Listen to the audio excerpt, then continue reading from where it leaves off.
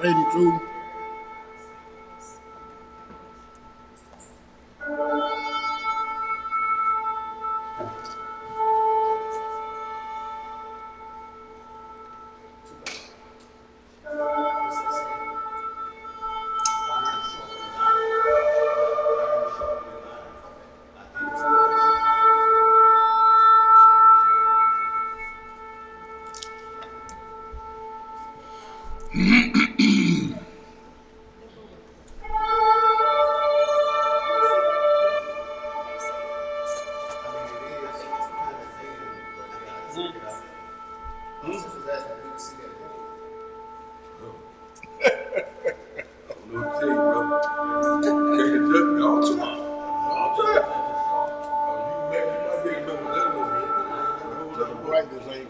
That's it.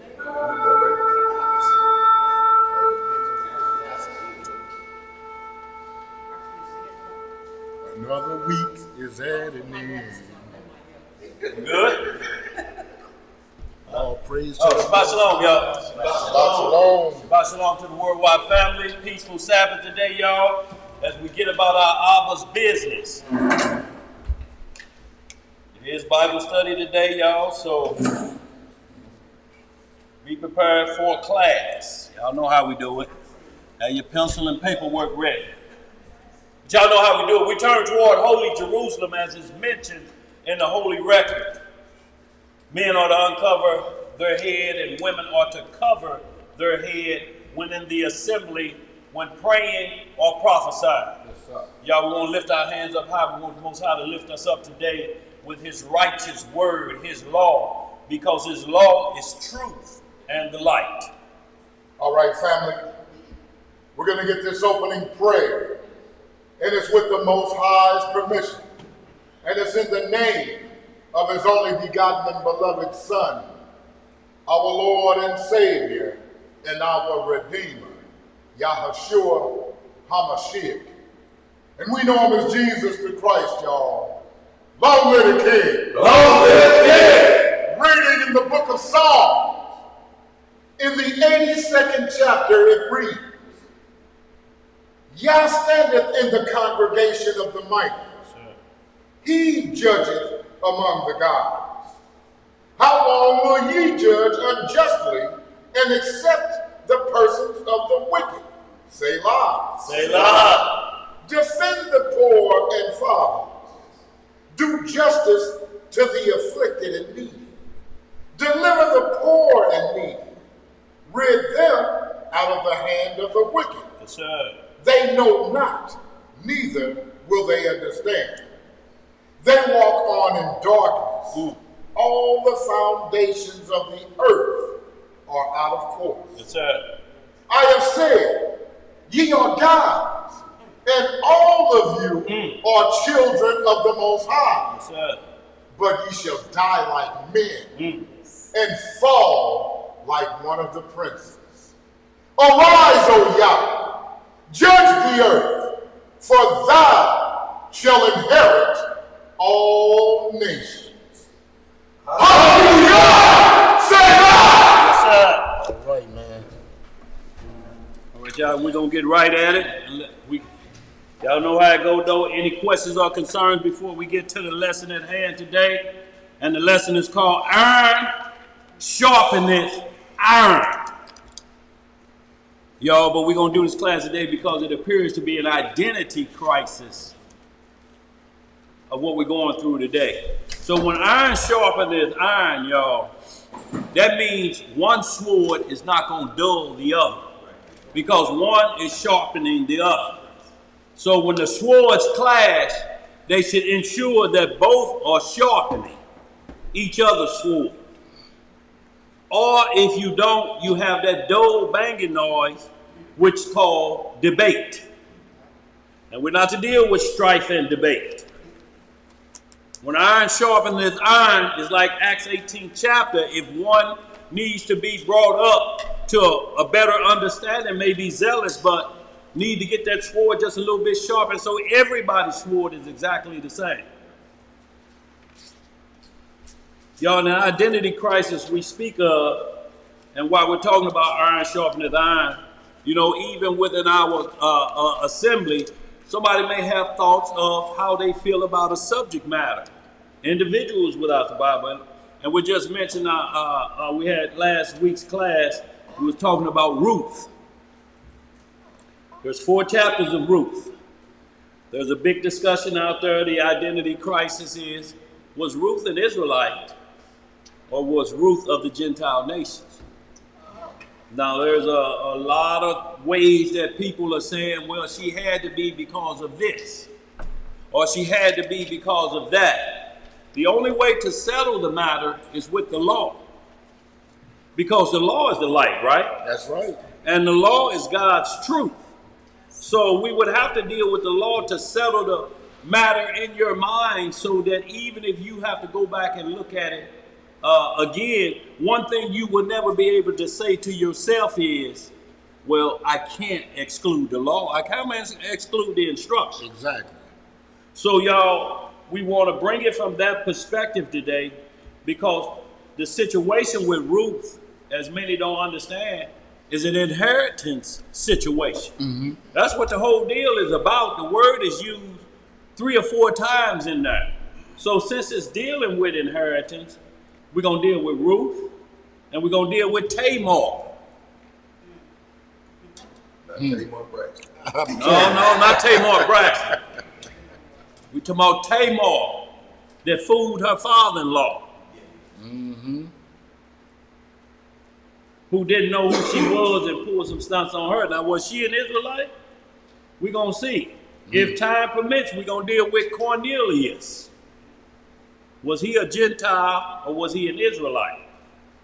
He was of the Italian band. Yes, sir. And then we're going to deal with the daughters of Zehoshaphat, because all of this, everything we're talking about, is dealing with the subject matter of inheritance. If you're looking at Ruth for anything other than that, you're just looking at it like it's a common marriage and you're trying to decipher this by landmass situation, it ain't going to work for you. So what we're going to do, so that we don't get any misunderstanding, we're going to go through Ruth all 4 chapters, short chapters, but we're going to go through all 4 chapters to get some clear understanding and let the chips fall where they may. And if one side is dimming the light, if the law is dimming down, then we can't deal with that. Because Most High say, my thoughts are not your thoughts. My ways are not your ways. My ways are higher than your ways. My thoughts are higher than your thoughts. So we have to get into the thought of the Most High, what he said about his law concerning inheritance. Not what you may read in a book to say who's controlling a landmass, because I'm waiting to see that too when Israel took anybody's capital. And talking about that whole land was filled with nothing but Israelites. That ain't been on the planet, because we're called a sojourner. That means we're moving about in somebody else's land. Mm-hmm. Zeb, if you will, give me that Hebrew word for sojourner.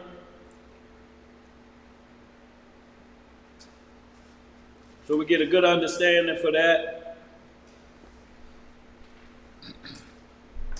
And once we go through this, y'all, like we say, we'll let the chips fall where they may. And y'all, and what we say in the identity crisis, what we got here, we got to make sure, y'all, we're not doing what's called reverse racism. Mm-hmm.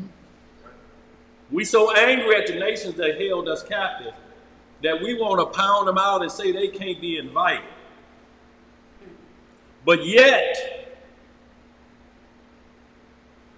it's some here of that same nation been dogging us out, been inviting us. And helping out, because we don't run nothing, do we? No.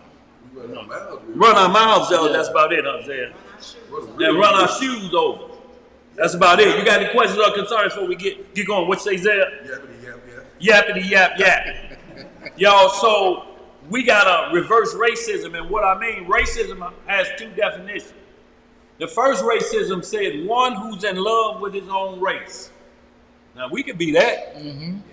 And then the other one says one who has power based off of his race to overpower another nation and bring them into subjection with cruel bondage or punishments or just butt-naked hatred because you're in charge. We ain't in that position. All your hate gonna do is march and burn up a family dollar. You ain't got nothing past that. No justice, no peace. No, that's it. We got the questions out there too before we get going. What that definition says there of a sojourner. Sojourner, H8453, Toshah,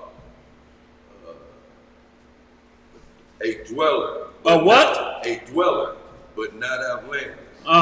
Especially as distinguished from a native citizen.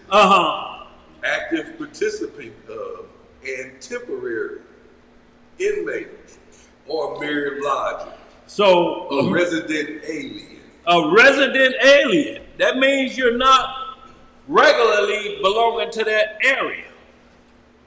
See, an alien just ain't nobody coming from outer space. Right. Alien means foreign to a location. Come to my house, you're an alien. Right. So let's get it right quick, y'all, real quick. Proverbs 27:17.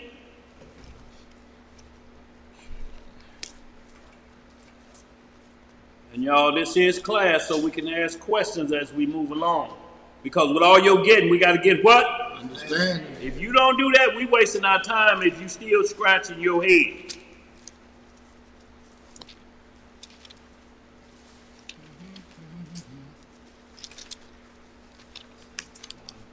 Go ahead, bro. All right, family, we're going to be reading in the book of Proverbs in chapter 27. Yes, sir. I'm going to start the reading in verse 17. Everybody there? It reads, iron sharpeneth iron. What does iron do? Sharpeneth iron. So a man sharpeneth the countenance of his friend. What does a man do? Sharpeneth the countenance of his friend. So when we talk about iron sharpening iron, it's not that say, well, he was more with better understanding than this individual. If the understanding that we bringing forth don't make everybody, and this is what Paul was talking about when he says seek another's wealth. That's what iron sharpening is, because it changes the countenance of his friend face. We can be friends too, agree. They partners, ain't they? Right. You can't have no partner that you don't agree with. Right. You can't say, pull up, pick me up. Where you at? Yeah. And you see what this says. It says, iron sharpeneth iron. Yeah.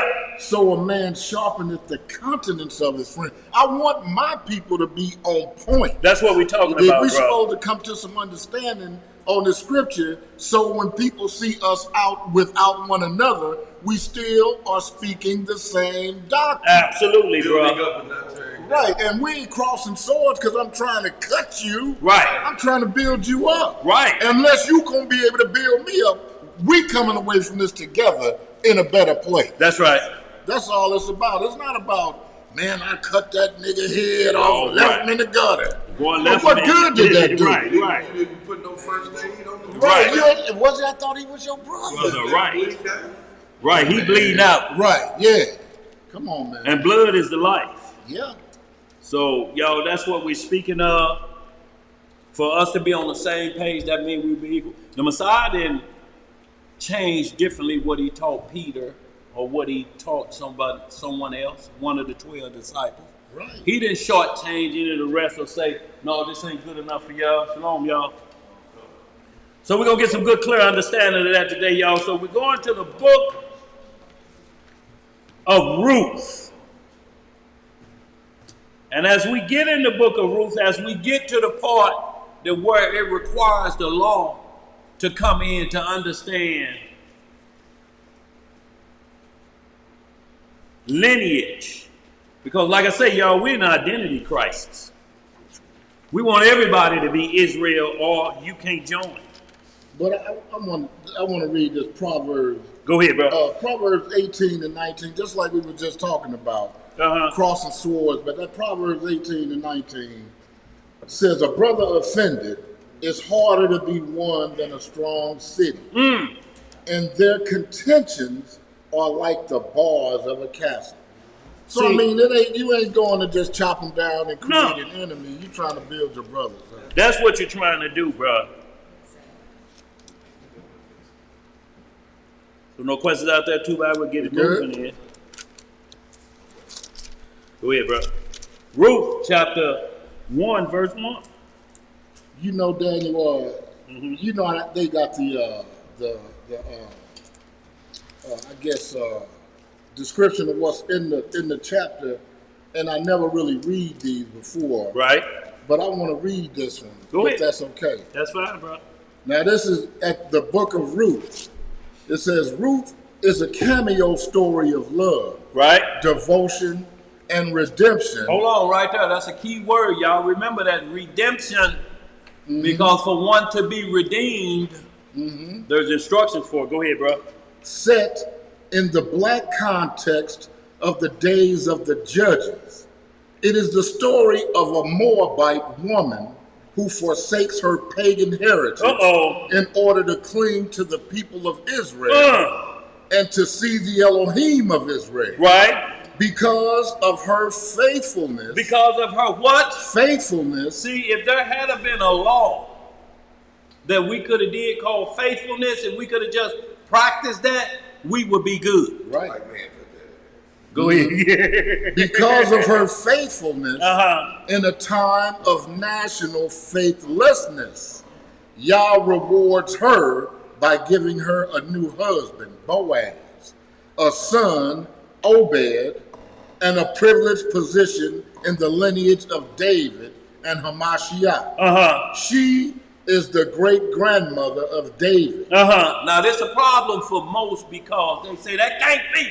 That can't be. Go ahead. What else to say? It says, Ruth is the Hebrew title of this book.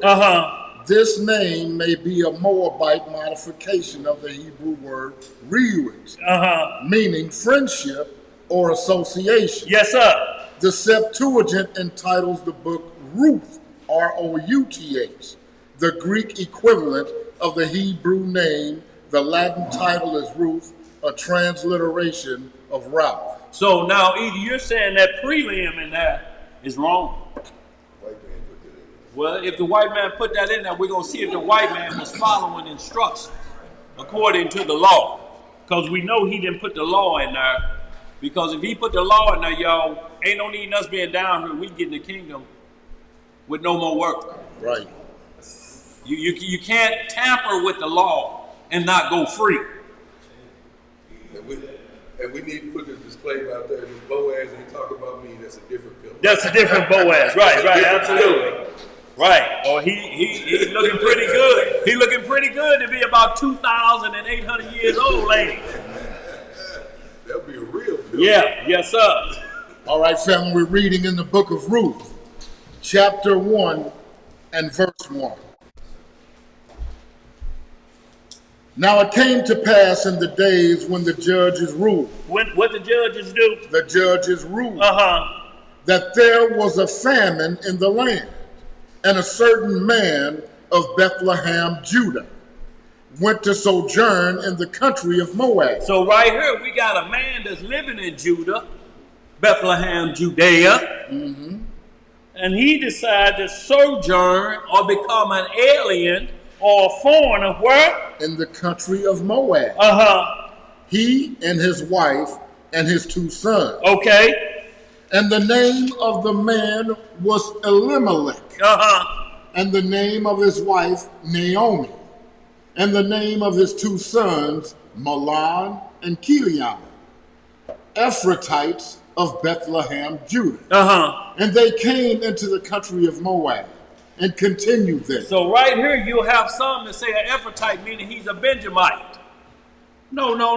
Ephrathite was a part right outside of Bethlehem, because you remember Rachel, Jacob's wife, was buried along that way. Now you're only going to find a few people in here named Ephrathite, so to speak, but that was a personal name. It had nothing to do with the tribe.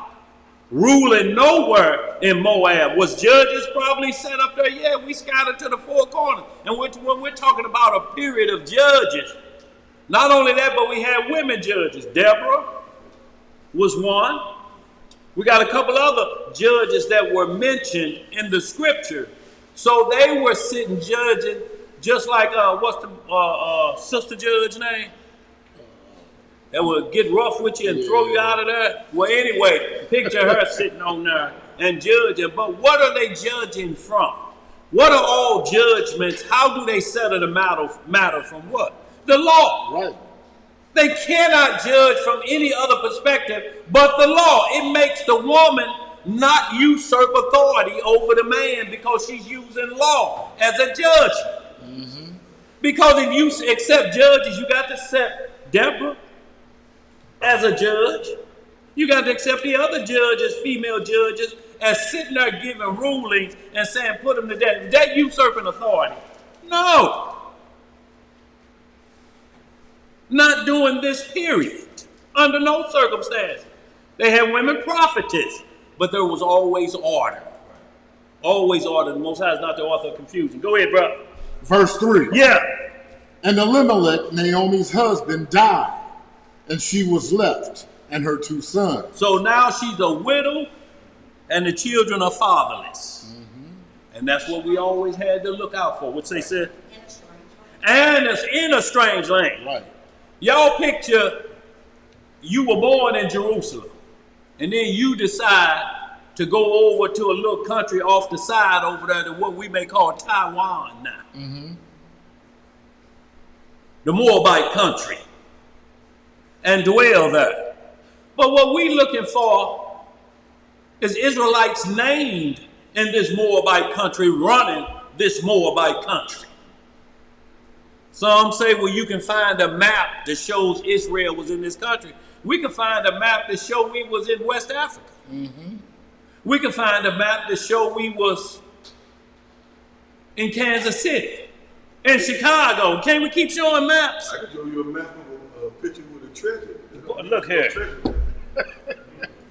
Go ahead, bro. Verse 4.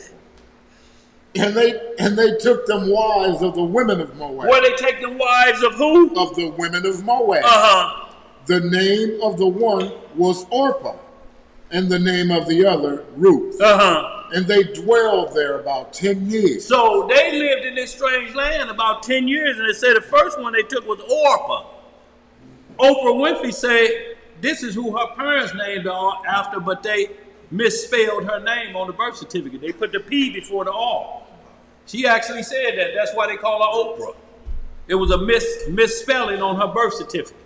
But it was taken from this. So right here it says, the wives of the women of Moab, have we seen any other Israelite tribe mentioned yet? Mm-hmm. Or who's the father of this damsel? Mm-hmm. Let's read some more. Verse 5. Yeah.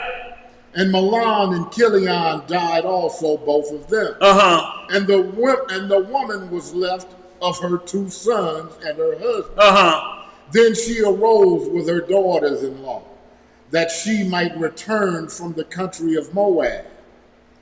For she had heard in the country of Moab how that the Most High had visited his people in giving them bread. So if Israel is in Moab and running, they ain't heard about the Lord giving people his bread? Is he only going to do it in Bethlehem, Judah? I mean, what's he leaving for? Right. If the Lord giving out bread, he get a bread to where we in the 4 corners, don't he? That's right. Or he say, everybody get from where you at and get back to Bethlehem, Judea. No, she's saying, I heard the Lord has visited his people. Right. He ain't visiting where I'm at, and you're saying we running Moab? So Ruth was an Israelite because Israel was all throughout Moab? That should be readily known there, ain't it? Mm-hmm. Look, when in the book of Esther, when the proclamation went out, it went out to every post office. It went to every mailing address of all the Israelites round about and say, y'all gonna be killed this coming weekend. In every province and every language. Every province, every what too? Language. So it's known that when the word come out. But Naomi like, look, I'm going back home from there because the Lord had visited his people. The Lord only visited in one spot is what you say. Right. Let's read some more. Verse 7. Yeah. Wherefore she went forth out of the place where she was, and her 2 daughters-in-law with her.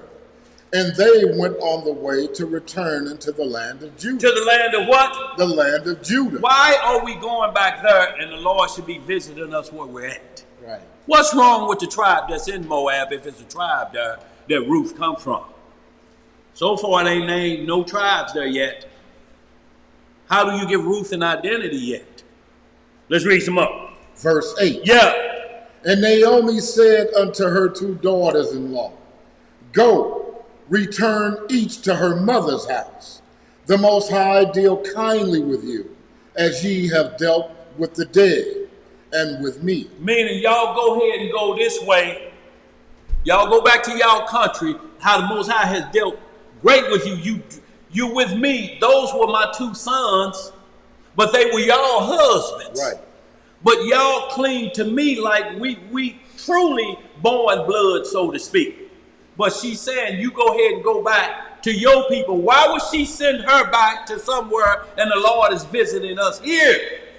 If she's an Israelite, when you say, come on, girl, the Lord visiting us here, why would you leave her in a non-visiting spot? Right. Or send her back to that? Let's read some more. Verse 9. Yeah. Shalom, Sister Karen. The Most High grant you that ye may find rest, each of you in the house of her husband. Then she kissed them, and they lifted up their voice and wept. Now you keep seeing the word husband, and her husbands are dead. Right. So this is First Thessalonians 5. This is Chronicles, when the household numbers 30. When your husband died, and you don't have any, you go back to your father's house. Mm-hmm. That is technically a woman's husband until the father gives her away, because basically he has power and protection. That don't mean incest or nothing like that. They didn't get married or anything, but he's considered the husband of that girl because he has power and protection over her. Mm-hmm. So that's what it meant to go back to your husband's house, or who's the rulership of your kindred. You say your mama's there. That's who she sent her back to, didn't it? Right. And not once we said who of the tribe of the Reubenites. Right, right. Let's read some more and see if they say that. Verse 10. Yeah.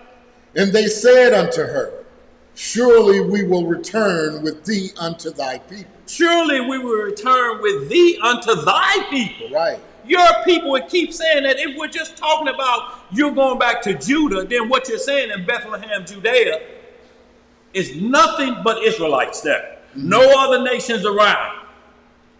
You can't be saying that, because that can't be the truth. Especially when we're dealing with the promise of Abraham, where it says you should be a sojourner where?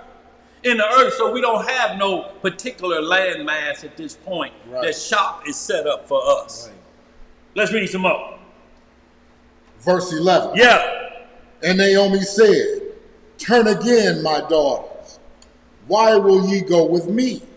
Are there yet any more sons in my womb? That they may be your husband? She like, look, I can't have no more sons. I'm well over that age now. When we came here, we dwelt 10 years here, and they were already old enough for marriage then. So if they at least 20 and we've been 10, they 30. Mm-hmm. So what that's going to do for me, and I'm their mother. You asking me to have 2 babies at this age? You're asking a whole lot for $2, ain't you? Yeah, let's get some more. Verse 12. Yeah. Turn again, my daughters. Go your way. For I am too old to have an husband. Look, that's what we just said, ain't it? She says she's too old. According to the script, let a widow not take a husband 60 years or better. If she do, it's saying it could be. It's not saying it can't happen, but it's saying once you get to that age and you live with one man that long, ride it on out if you can. That's what Paul was speaking of. That's what the law was talking about. It never said a widow could be remarried, but if she planned on having children at that age, it may be a problem. Yeah. Didn't say she couldn't be married. It just said under the order of Aaron now, a priest could marry a widower. Mm-hmm. They could not. But anybody else of the other 11 tribes could marry a widow. Let's read some more. Verse 12 again. Yeah. Turn again, my daughters. Go your way. for I am too old to have an husband.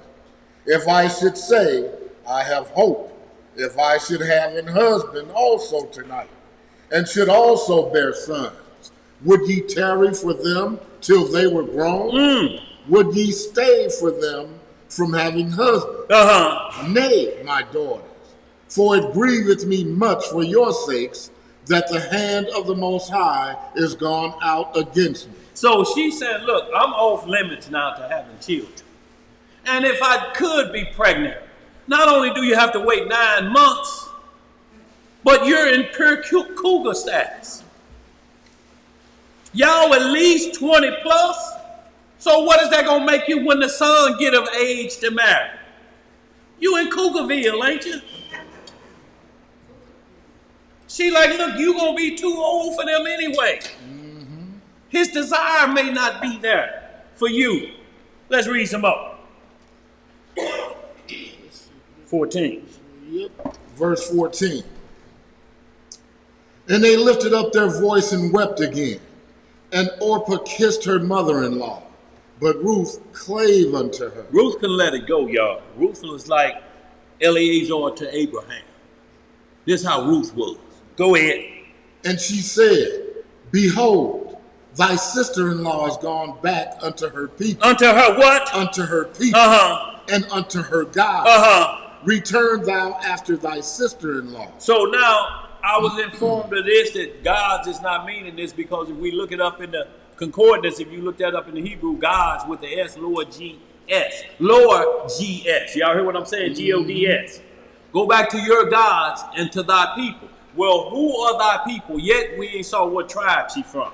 So we need to know what people they're talking about. Now, if God's, because we're in the Ruth and we're in the ages of judges, then that means go back to your judges, your rulers, and your masters. So whoever was in charge, captains of 50s or captains of thousands, or whatever ruler that's in charge of you, which would be your father since you don't have no husband. So if you're saying that this is God's based off of that, we have no beef with that. But if we're saying that, hey, this meant Ruth was saying, Naomi was telling her, go back and serve the gods of your people, the pagan gods, she wouldn't do that from that perspective. Now, if it's lowercase g's, then if you're saying that meant judges, we ain't got no beef with that. The problem is, who are those rulers and judges that she's going back to? Let's read some more. Verse 16. Yeah. And Ruth said, entreat me not to leave thee, or to return from following after thee. For whither thou goest, I will go. And where thou lodgest, I will lodge. Thy people shall be my people. Wait a minute now. If I'm a Reubenite and you a Judite, my people can't be Judites. And your people can't be Reubenites. It don't make sense. It's saying the difference in people. Where have we ever talked to each other like we're just separate people? We're Israel, right? We ain't never talked like we were separate people. Your people, those are your people. Judah's your people. When you ever seen this in these scripts? Yeah. Let's read some more. And thy Elohim, my Elohim. And thy what? Elohim, my Elohim. What's the difference in these two words of God and God versus what's in verse 15? What do we see a difference in? No. Big bitch. What? Big bitch. Yeah. He said B-I-T. He didn't add no C-H on that. He just kind of sound like that. But big bits. That means the most powerful. You see that's capital G with no S? Right. Your God will be my God. Singular. Let's understand this. If she's a Reubenite, then Naomi's God is already her God. Right. If Naomi been teaching her and her sons taught her, and she's a Reubenite or whatever she is, she's one of the 12 tribes, then she knows who her God is. Right. You can't just say, when you seen an Israelite tell another Israelite, man, your God, my God. Hell, it's our God. We Israel. Do it make sense? Yep. When it said Romans 3:1-3, what advantage then have the Jew? Much weight chiefly because given to them, or did it say just given to Judah? Given to them was the oracles, the law, statute, and judgment. Them. Right. Israel. Not just Judah. Right. Let's read some more. Verse 17. Where thou diest, I will die. And there will I be buried. The Most High do so to me, and more also, if aught but death part thee and me. So right here, y'all, we'll write down on the side, gods be they gods, only meaning judges and rulers. And it could have been Israelites in there because it's a map out there, they say, that proved that they were over there. Well, we ain't got no map instructions in here. Don't care about no map that just came up. What we're talking about is literal language dealing with the law, not maps. Let's read some more. So would this G-O-D be Elohim, or would it be judges and rulers? Because this is capital G-O-D. Right. My G-O-D. Shalom, mister. Shalom, mister. Cornelius, mister. Let's read some more. Verse 18. Yeah. When she saw that, she was steadfastly minded to go with her. Then she left speaking unto her. So they too went until they came to Bethlehem. And it came to pass, when they were both to Bethlehem, that all the city was moved about them. And they said, is this Naomi? Is this Naomi? Is she with that Reubenite Ruth? Is she with that Manassehite Ruth? Or is they hollering Naomi? Let's read some more. Verse 20. Yeah. And she said unto them, call me not Naomi, call me Mara. For the Shabbat Shalom, Imam. For the Almighty hath dealt very bitterly with me. So what she's saying, Mara, meaning, when you look that up in the Hebrew word, look at that, my struggle. Zeb, I believe that's what it say. She's saying, I'm having a rough time. I lost my husband and my 2 sons. Lord, done did a little rough with me. Technically, I don't have no offspring nowhere. I'm grandmotherless. Y'all understand that? I'm grandmotherless. It's why your parents told me, boy, when you gonna give me some grandchildren? Boy, when you gonna give me some grandchildren? Grandparents want that, don't they? See, but they don't want to raise them all the way up. They just want to spend time with them. And then they're going to call you to come get them. Come on, get them now. They call you twice. If you don't come, they're going to be sitting on the porch with their bag.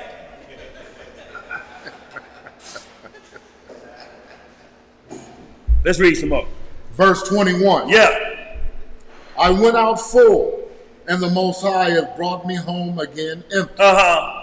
Why then call ye me Naomi, seeing the Most High hath testified against me, and the Almighty hath afflicted me? So she's not saying, woe is me. Basically what she's saying is, the way y'all praising me, I ain't got no heritage. I ain't got no family. My husband's name ain't even here this morning. Y'all too hyped about this. The Most High kind of dealing with me a little taste, y'all. I'm still worried about that. All that y'all puffing me up, but who am I going to share this glory with? Right. No sons or nobody, just me, y'all. Let's read some more. Verse 22. Yeah.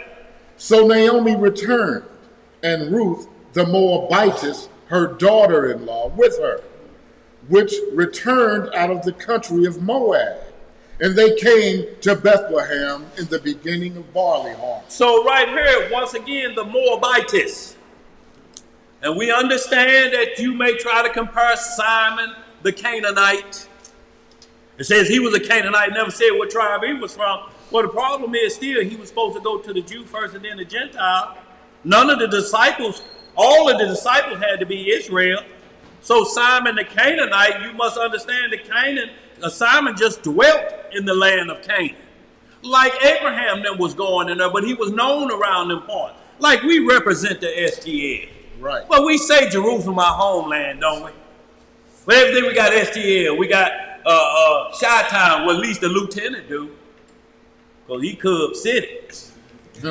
So y'all, just from that perspective, we understand what's going on here with this language. And then we're going to get into where Paul said he was a Roman citizen. But then we're going to get into the script where he divulged his Hebrew lineage, his Israelite lineage. to let you know, so you're just not reading language wrong and going off of that one, and you got that hospital gown on and all your back out. Y'all, we got to make sure we cover all four sides, anything we teach. Let's read some other. Mara means bitterness. What it means? It means bitterness. She said, call me bitterness. Yeah. I ain't got no son or no husband. Due to her calamity. Y'all understand this? That's a humble woman, y'all. I ain't got nothing to be glad about, hooting and hollering. When I'm sitting at the table, I'm going to be there by myself. Why y'all with y'all chillings and folks? Right. I'm just going to be smiling at y'all. Who is this now? Little Reuben Knight, come and get Auntie Naomi a kiss. But that's all you got. Then she go home by herself. Right. Let's read some more. The book of Ruth, chapter 2 and verse 1. Yeah. And Naomi had a kinsman of her husband. Of her who? Of her husband. Uh-huh. A mighty man of wealth. He got a little paper. Her husband's kinsman, whoever he is, he got a little change. Let's read. Of the family of Elimelech. Uh-huh. And his name was Boaz. What was his name? Boaz. Not production. But Boaz is way before him. Could be his granddaddy. Could be his great-great-granddaddy. Could be. Could be Boaz the 250th. Boaz, little Boaz. Go ahead. Verse 2. And Ruth the Moabitess said unto Naomi, let me now go to the field and glean ears of corn after him in whose sight I shall find grace. And she said unto her, go, my daughter. So it's still calling Ruth the Moabitess. And not only this, she finna go to work for scraps. You understand what we're saying? She like, look, I'll just go to the gleaning floor. And that's just when you see women out there getting the hay and straw, bundling it up. She was ready to go do that type of work. She like, look, long as I'm with you, that little menial work don't mean nothing to me. Right. Go ahead. Verse 3. Yeah. And she went and came and gleaned in the field after the reaper. Uh-huh. And her hap was so light on the part of the field belonging unto Boaz. Who was the field belonging to? Boaz. Uh-huh. Who was of the kindred of Elimelech. Who Elimelech was Naomi's husband. Right. I'm kin to him. Go ahead. And behold, Boaz came from Bethlehem and said unto the reapers, the Most High be with you. And they answered him, the Most High bless thee. Then said Boaz unto his servant that was set over the reapers, whose damsel is this? What he asked? Whose damsel is this? Now you don't know your people's children? Who is that? You don't know your people's children. Y'all understand what I'm saying? Mm-hmm. Let's see if they say it's the daughter of such and such, the Reubenite. Let's read some more. Verse 6. Yeah. And the servant that was set over the reapers answered and said, it is the Moabitish damsel that came back with Naomi out of the country of Moab. And you ain't gonna list the name, what tribe she come from? Right. Still, right. For identifying to make her the damsel known, who this damsel is, where she come from, who's her peeps. Mm-hmm. Look, even in the book of Tobit, when the angel came, his dad even asked the angel, he like, who's your people? He said, I'm Azariah. Man, I know your people, man. You got some good peeps, man. I know them. I know them personally. I know them. And it's always been this way. It would name your lineage, whose father is Terah. Right. Whose brother is such and such. Mm-hmm. When we get into the daughters as a whole affair, we're going to see women with heritage. But yet all we keep saying is a woman from the Moabitess country with no identity. Right. Let's read some more. Verse 7. Yeah. And she said, I pray you, let me glean and gather after the reapers among the sheaves. So she came and hath continued even from the morning until now, that she tarried a little in the house. Then said Boaz unto Ruth, hearest thou not, my daughter? Go not to glean in another field, neither go from hence, but abide here, fast by the maid. Let thine eyes be on the field that they do reap, and go thou after them. Have I not charged the young men that they shall not touch thee? He like, look, you gonna go with my maids where they glean the harvest at? That's where you go, Sloppy Ball. That's where you go. Don't go no other field because my men know not to come nowhere near you. Nowhere near you. Go ahead, read some more. Thank you, Mo. And when thou art athirst, go unto the vessels, and drink of that which the young men have drawn. Then she fell on her face, and bowed herself to the ground, and said unto him, Why have I found grace in thine eyes, that thou shouldest take knowledge of me, seeing I am a stranger? Hold on, now wait a minute. See, I'm a what? A stranger. How you a stranger of the same household of Israel? Look, when we came out of Egypt, it say all 12 tribes was there and strangers with them. Right. If you got all 12, who's this 13th tribe of Israel that's the stranger? You got a 13th tribe or something, don't you? Right. Oh, I forgot that's an unknowing Israelite. It don't make sense. Even if it's an unknowing Israelite, somebody got to know who her peeps is. Right. Why is she called a stranger amongst Israel here? If you're saying she came out of a foreign country, so did Naomi. Right. Didn't she? She came back with her, didn't she? Yeah. If you're saying this my ground, or you saying one tribe is stranger to the other tribe to live in their neighborhood. It would be saying like some Reubenites, because St. Louis is filled with Judites, they're a stranger if they come here. Or are they Israel just from Chicago? Just from Chicago. Y'all, it's clear language. She's called a stranger here, the Moabitish woman. Right. Let's read some more. Verse 11. Yeah.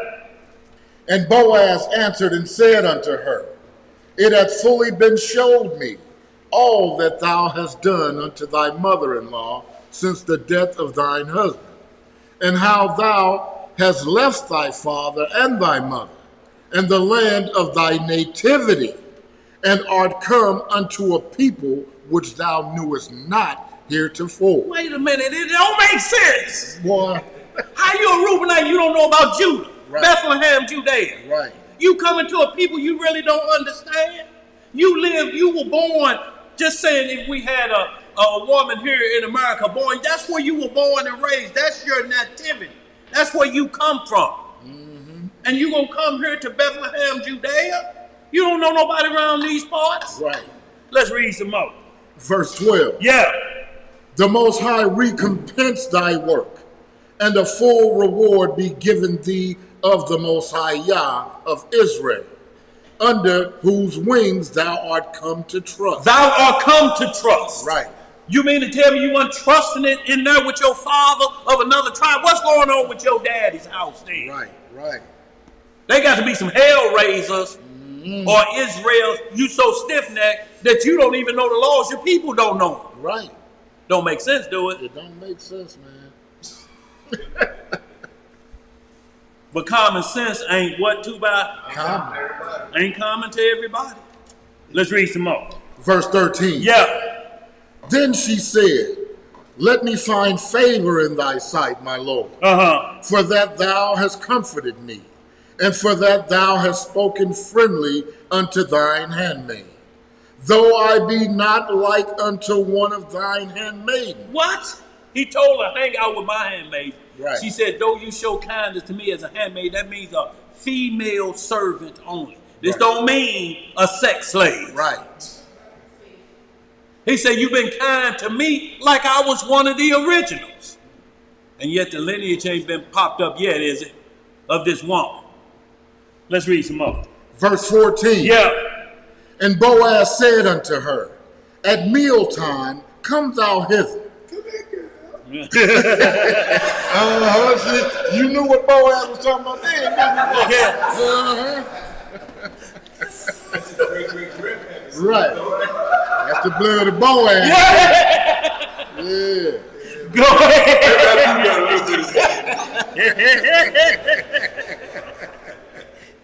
Yeah. I don't act like that no more. Right. Okay. Right. Verse 14. Yes, sir.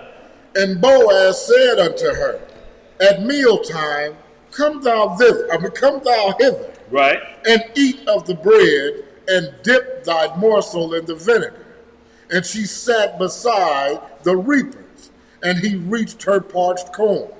And she did eat, and was sufficed, and left. And when she was risen up to glean, Boaz commanded his young men, saying, let her glean even among the sheaves, and reproach her not. Right. And let fall also some of the handfuls of purpose for her, and leave them, that she may glean them, and rebuke her not. Right. So leave a little leftover work for her so that she'll have enough work to do so she can eat, y'all. Treat her well. This is Naomi's daughter-in-law, y'all. Don't disrespect her because she looked like how she looked. Right. Let's read some more. Verse 17. Yeah. So she gleaned in the field until even, and beat out that she had gleaned, and it was about an ephah of barley. And she took it up and went into the city. And her mother-in-law saw what she had gleaned, and she brought forth and gave to her that she had reserved after she was sufficed. So after she was full, she gave her mother-in-law, still taking care of her mama-in-law. Right. Let's read some more. And her mother-in-law said unto her, where hast thou gleaned today? And where wroughtest thou? Blessed be he that did take knowledge of thee. And she showed her mother-in-law with whom she had wrought, and said, the man's name with whom I wrought today is Boaz. And Naomi said unto her, and Naomi said unto her daughter-in-law, blessed be he of the Most High, who hath not left off his kindness to the living and to the dead. And Naomi said unto her, the man is near of kin to us, one of our next kinsmen. Because she's daughter-in-law, so she using this language. Some say, there it is right there. She say, kin to us. The problem is all of the language prior to that. That nobody know where she come from. Ain't nobody hearing nothing she's saying. So we'll take that, but we'll move on. Go ahead. Verse 21. Yeah. And Ruth the Moabitess said. There it is again. There, all through that. He said unto me also, thou shalt keep fast by my young men, until they have ended all my harvest. And Naomi said unto Ruth her daughter-in-law, it is good, my daughter, that thou go out with his maidens, that they meet thee not in any other field. So she kept fast by the maidens of Boaz to glean unto the end of barley harvest and of wheat harvest, and dwelt with her mother-in-law. And she did what? Dwelt with her mother-in-law. So see, this is why she's just saying us, because she's still saying her mother-in-law. That's her only connection, so to speak. Exactly. Her mother-in-law said, well, just go marry somebody back from your land, and y'all going back to doing what y'all was doing. Let's read some more. Where we at? We finished that? Yeah, that's it. Okay, so what we want to do, y'all, that was chapter 2. So what we want to do, y'all, is because this was dealing with barley and stuff and things of that nature, we want to deal with the law concerning that part of barley and redemption and things of that nature. So we stick within the law because this is dealing with certain subject. It's dealing with the harvest. And we just saw only go over to Boaz plot because we got connections there. You my daughter-in-law, that's my brother's, that's my husband's brother. We got some connects in this plot right here. This is where you work from. We got connections right there. To say it was no other nations in Bethlehem, Judea, is trying to say like there's only Israelites in Judea right now. And we know that it's full of Palestinians, ain't it? Full of Edomites. Full of all nations over there. Chinese over there in Jerusalem now. Some of the best rock throwers. And look, and Israel over there. Let's read some more. No, but I want to get right into it. Let's go Leviticus 25. Hold that Ruth 3. We coming right back to that because we're going to deal with these laws in the land and you're going to put it together and see why they was making decisions they were making. Leviticus 25, y'all. Won't you read verse 1, then we're going to skip down to the meat of the subject where we at. Y'all read all of that, 25 from 1 to where we're going. But for time's sake, y'all, we're going to move through a little bit, but we're going to get right to the points dealing with this, because some say it had nothing to do about inheritance, and we're going to see land as well as redemption of a human being, so to speak, through marriage customs. Y'all, and that's what this Bible is from, Genesis to Revelation. This the only thing it's concerned with. It's the only way how it passed along. Come on, Whitney. You cool? Okay. You know what I'm saying? All right. Let's get it. Leviticus chapter 25, verse 1. What it say? And the Most High spake unto Moses in Mount Sinai, saying, Speak unto the children of Israel, and say unto them, When ye come into the land which I give you, then shall the land keep a Sabbath unto the Most High. So the land has to keep a Sabbath. So it goes into there. There's many types of Sabbath. It's just not the seventh day of the week. There's land Sabbath. You can't cut it and cut it up after 7 years. You got to let the land rest. Are you aware the land out? Can y'all believe that? You can wear some land out and it can't produce anymore. Right. See, when you have men that teach doctrine that that's all women good for, you wear them out. So the Most High put you a monthly break in there. Right. From this scouser. The problem is he can't even wait that time out. Let's read some more. You want to keep going or just that? No, we're going to jump on down to verse. Y'all read on down to where we're going for time's sake, but we're going down to verse 25.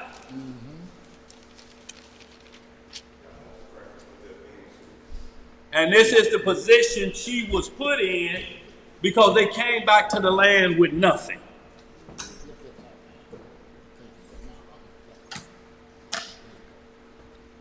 Leviticus chapter 25, verse 25.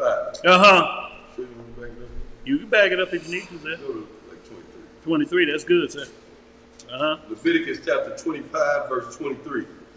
The land shall not be sold forever, Uh-huh. for the land is mine. For ye are strangers and sojourners with me. Uh-huh. And in all the land of your possession, ye shall grant a redemption for the land. Uh-huh. If thy brother be waxing poor, If thy brother be doing what? waxing poor, Uh-huh. and has sold away some of his possessions, and if any of his kin come to redeem it, then shall he redeem then shall he redeem that which his brother sold. So if he got a brother, if he sell any portion of that because he's waxing poor, technically you're waxing poor and you load up all you got and head to the pawn shop. Now we do that to this day. We just don't understand what we're doing. We'll sell a pawn ticket though. That's wrong. You're supposed to give it to a relative. You're supposed to sell a pawn ticket to somebody else. You can, but they need to redeem your stuff. Who better than your own family to redeem your property? Let's read some more. Verse 26. Yeah. And if a man have none to redeem it, and himself be able to redeem it, then let him count the years of the sale thereof, and restore the overplus unto the man to whom he sold it, that he may return unto him his possession. So if he able to buy it back, if he sold it for $25,000 and he make $40,000 on it, he gives that individual the 15 overage. Just give me the 25 I paid for it. I got 40 for it. I'll give you that 15 for technically holding on to it so I can get it back in my family. You know how people get their land back? We just had a case out there in LA where they took the land from these people, that beachfront property, and they end up having to give it back to them through that because it's a few generations left. 4 family members left out of that. They offered them $72 million to split between them 4, and they still own the property. That's just what we owe you for taking that land from your people and working it We're saying from then to now, it's about $72 million. We're what going was to give their you last that name? and plus, huh? What was their last name? Boy, look here, we need to find out. I don't think it was It's one Harris. Tate for sure. It wasn't Harris. I don't think. If it was Harris, you better get down there. I'm on my way. Look here. Uncle Rudy. Look, and we go and look. I'll drive you. Okay. Road trip, baby.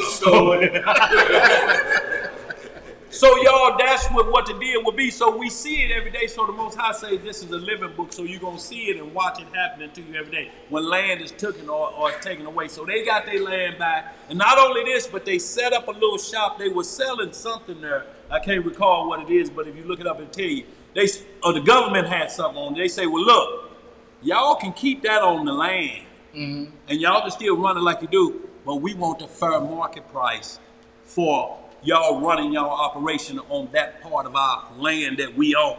So we want that too. Not just the 72 million. The people that work the land, we won't pay from them at a reasonable price.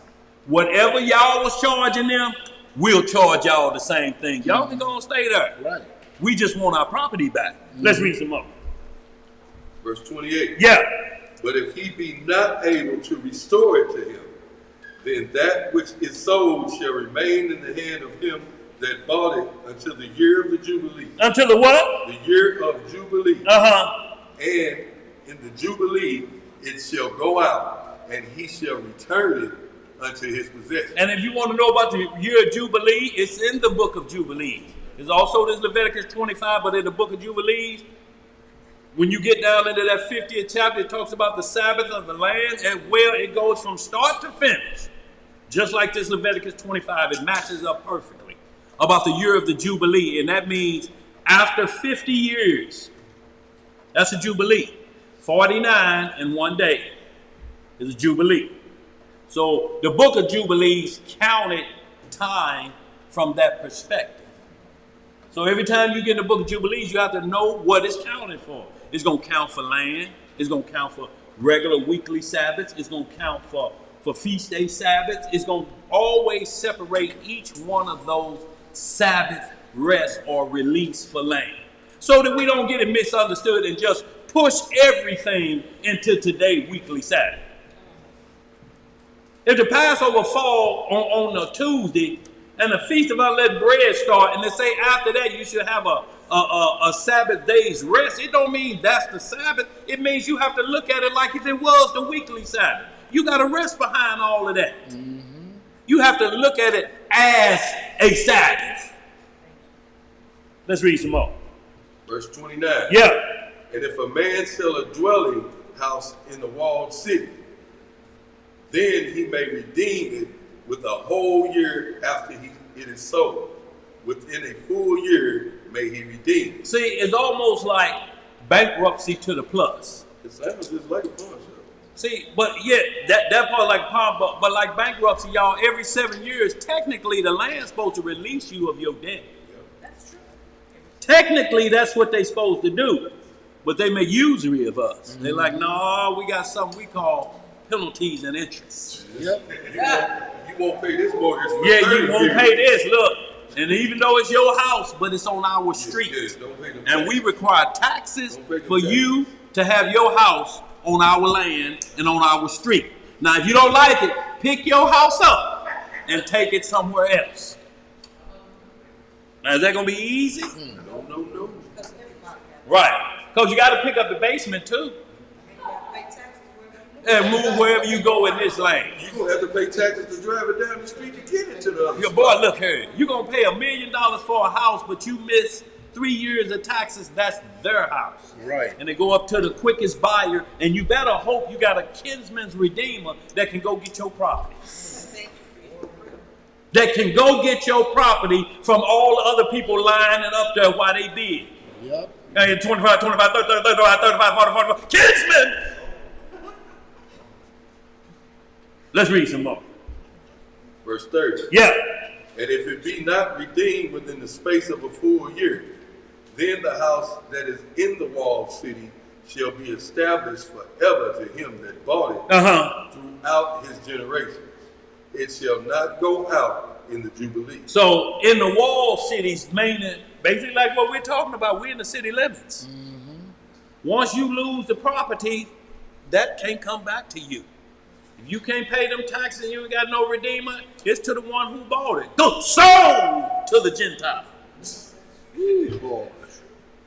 Let's read some more. Verse 31. Yeah. But the house of the villages which have no wall around them, about them, shall be counted as the fields of the country. What shall they be counted at? As the fields of the country. And that's why, go ahead, read the finish there. They may be redeemed, and they shall go out in the Jubilee. Now, y'all have to understand, do y'all know we owned everything 44 West? Creve Coeur was all that was Hebrew land. Hebrew property. They gave us the low end on the money and moved all us to the walled city, or what we call the cities. Y'all, we owned all that. All y'all have to Google right now, landowners out in that area. Roddy Rod and Sister Mara come down, they had some people on land out there. So y'all, we were out there. They pushed us to the cities and got us out of that farmland for the low. What you got, Sister Karen? Where we live in, it's called ghettos, where the property value is down and the taxes is up. But where they live at is called community, where the property value is high, and if they even pay any taxes, it's low. See, and that's what we're talking about out there, because look, they're called rural areas. So they don't have to have occupancy permits and different things like that. They're outside of the walled city, so to speak. Y'all, these scriptures, the rest of the world take advice from these scriptures. Everything they do is the same manner. You can put up privacy fences out there. You ain't got to worry about no incorporated, unincorporated, none of that's for the cities. What you got, Emo? Farther than that, way past that. Up there by Mermaid Caverns where we go camping at. We was all up in there. We got a brother out there now, Mordecai. So he believed. I believe some of this belonged to some of my people. Let's go! He out that way, got a farm, brick house. 14 acres. Well, 14 acres. About 6 cows. Yes, sir. And we moved down to the city. I just found out yesterday that most of these city streets are named after slave owners. Most of these city streets named after who? Slave owners. Say slave owners. Jefferson and Washington. Good fella. Good fella. Belafonte. Yeah. Huh? January, right. All the states on the south side. Street. Ain't no streets called Rufus or Isaiah. Go ahead. What you got, Sister? Streets on the block, they named it after Red Fox. Yeah. I can't think of what the black lady Look, but they always put them dead in the ghetto. But wait a minute, and then they changed Easton, because I gave a Black History Month presentation. I didn't even know what I was going to say, but I said they named Easton, they named Martin Luther King, Dr. Martin Luther King, after it was tore up and trashy and filthy. I told the kids, I said if Martin Luther King knew that all he gave his life for his people, that they would name from one end all the way down to the ghetto, he would roll over in his grave. Look here, because look, Martin Luther King stopped right at Jefferson, don't it? And it runs to Lucas and Hunt, don't it? Huh? How far it runs? To Lucas and Hunt, or right there at Kinlan? Right there where Yeah, look at the hunt. Look at the hunt. Yeah, it changed the Then name. the rock road after it that. changed to the Rock Road after that, don't it? So we got this stretch of the man that preached nonviolence. But I don't care where you go in America, on Martin Luther King is loaded with violence. And drugs. Every one of them. It ain't a Martin Luther King in America that you can go to that ain't no violence. What you got, Sister Whitney? Okay, also, you know how you said they bought a shop for low price, also they did racial cleansing, especially in the early 20th century. A lot of black owned towns and even across America, they trashed that. Yeah, they did. Black Wall Street, all of it. They we're shutting it down and we're going to take control of all that. Next, they'll be giving that back. It's going to be some fight for that unless all of them are dead. It's a lot of black communities with the West after like when Kansas started expanding and all that. It's like a lot of, or was a lot of only black communities like Henry Adams and it's like 7 or 8 of them that still carry the names, but they're not all black. Right. There's a lot of them. All of look, we got Dick Gregory and Martin Luther King where we used to go get our hair cut, me and Lurk, Harry's barber service. Dick Gregory and Martin Luther King. Now, y'all wouldn't know where that's at, but let me explain it to you. It's on Martin Luther King between Marcus and Cora. It's Dick Gregory. You'll miss it if you ride past. So fast, you'll be like, what was that? That was Dick Gregory. That must have been when y'all lived on Cover Bridge. What you got back there, James? I had a piece of property. Well, when the NGA came through, I had a piece of property I owned down there. And one day, what they did was, there were 500 homes down there. But wasn't there but 54 homeowners. Wow. That's why they could do what they did with the NGA, because then nobody owned them. Right. And the people didn't know they had to give you 2.5 times what your property was worth. Didn't know. They didn't know. Some people took the low. Yeah, they did. So, you know, I mean, it was amazing how they just came in there and took them people property. And you have to be careful because you have to be wise on making the decision. Like right there on 270, right before you get to the Krispy Kreme, with Walmart and y'all know what I'm talking about, you going up West Florissant, right before you get to 270, the Krispy Kreme, the Burger King right there. There's a couple houses right there on the right side. They offered them a meal when they was building all of the stuff over there. They said, no, I believe there's 2 meals in this pot. And they didn't say it. So now they have to deal with all of that traffic. Look, can't get out your driveway. I'm late for work. And you just, and they go, wow, you see me. You can't get out your driveway. Because you played your hand too much. Holding out for money. If your house couldn't have been worth no more than 150, 200,000, they say we're gonna give you $800 over the top. But somebody must have told them, no, you get $2 million, hold out for that. Well, they held out and they still right there. Cars be stopped right there, traffic be right there, people begging right there.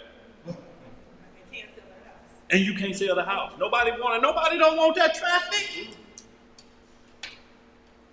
Let's read some more, y'all. We're gonna speed it up a bit. Keep going with this. Where you at? Verse 32. Yeah, going on down just a little bit more. Verse 30, Leviticus chapter I want you to go down to 25, 38. Notwithstanding the cities of the Levites and the houses of the cities of their possessions, may the Levites redeem at any time. Now the Levites were off limits to this. Levites get their property back no matter what. Jubilees don't even affect them. It's the same way in their lot in Ezekiel 44 through 48 that Zadok and them people that say your portion is the inheritance of the Lord. You can't never leave yours. But guess what, y'all? If we don't go back to the promise and understand Hebrews, Abraham paid tithes and Levi.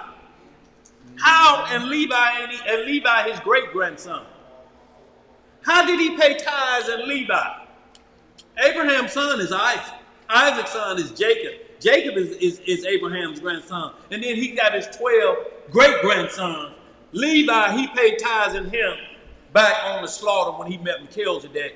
He paid the tithe for his grandson. If we don't include the promise in this, of what we're talking about, that's what they couldn't understand what Paul was talking about. He said, the law can't do nothing. The law under Aaron has zero worth, technically, with the Melchizedek order when you're looking at the law from that priesthood. Levites are the same because Abraham had already set out some for them. But this goes way back even when we came out of Egypt. Do you know Levi was the only one that didn't take the deal from Pharaoh? Pharaoh set us up too. We're going to pay y'all if y'all help these people out. Everybody took the deal except Levi. Levi said, no, they crap. They ain't going to pay us like they supposed to. And you know what happened to the Israelites that went back over to Jerusalem? They did them the same way. Told them, we're going to pay y'all, but we only pay every 30 days. And when 30 days came, do you know they was telling all them Israelites, the checks didn't come in. What you gonna do? You over there on a visa. Who you gonna tell? You better get mine. You better drop mine like it's hot. Or else what? Right. Right. No, that's a difference when you're in somebody else's land who's controlling your former land. They're like, this ain't been redeemed. You got no power over here. You ain't even really supposed to be over here. Where your green card at? And then what you gonna do? Who you gonna tell?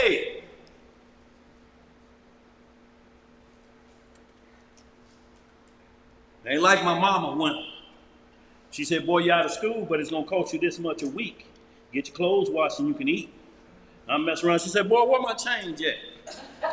I'll say, I got it. She said, well, down it. Get away from round it.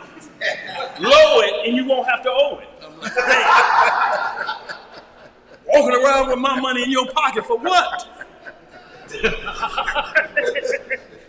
Where we at? Yes, sir. I downed it the next paycheck without having to be told. And got away from round it. Mine charged me so much I had rent. I'm like, go get me one. Let's get it, y'all. Where we at down to verse 38? Verse 33. Yeah.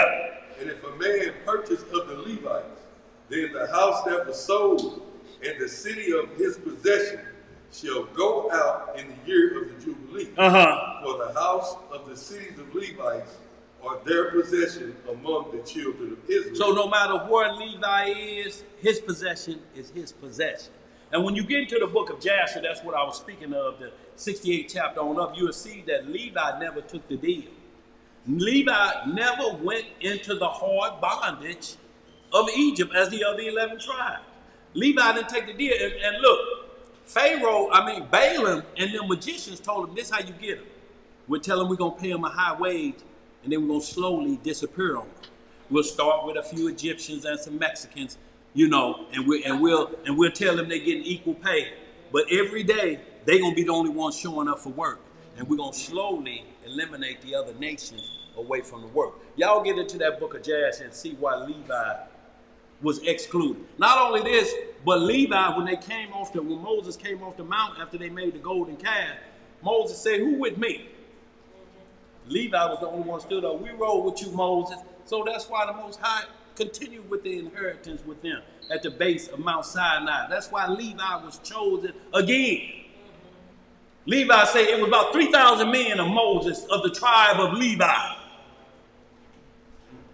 Let's read some more. Verse 34. Yeah. But the field of the suburbs of their cities may not be sold, for it is their perpetual possession. But they suburbs can't never sell it. See how we go a city to suburb? Y'all, when we went into Goshen, Pharaoh said, give them the best lands out in the suburbs of Goshen. And we had Goshen. We were locked into Goshen, but there was other Egyptians living around Goshen, but they just put us in Goshen.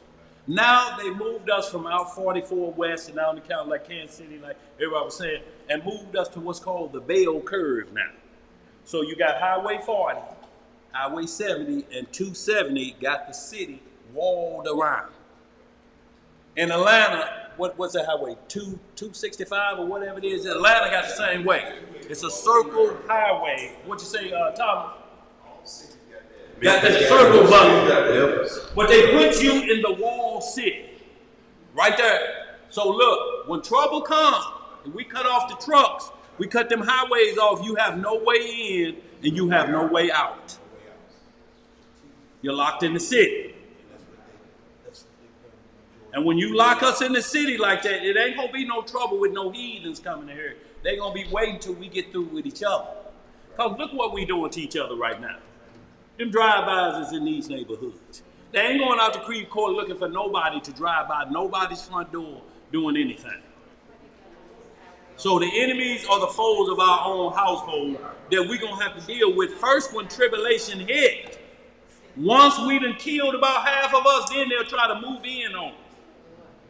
But you know, it's just like this. It's the last days. Nation shall rise against nation. The Mexican 18-year-old killed 98% Mexican. I believe it was one little white girl they showed. That was nation against nation. them Salivars and San Antonios, and all of them was the same tribe. That was nation against nation. Well, they're in conflict now because, they classify Spanish-speaking individuals as white. Well, you're right. I mean, the language make you white, but we used to say that. Look, we said that about us. Look at him trying to sound like a white man. Because I said King's Highway versus Kane's Highway. I said Skinker versus Skanker. Well, I'll be on Skinker and Page Boulevard. Look at him, sound like a white man. What am I supposed to say? You know what, man? That's funny you say that because I used to get that all the time. Yeah.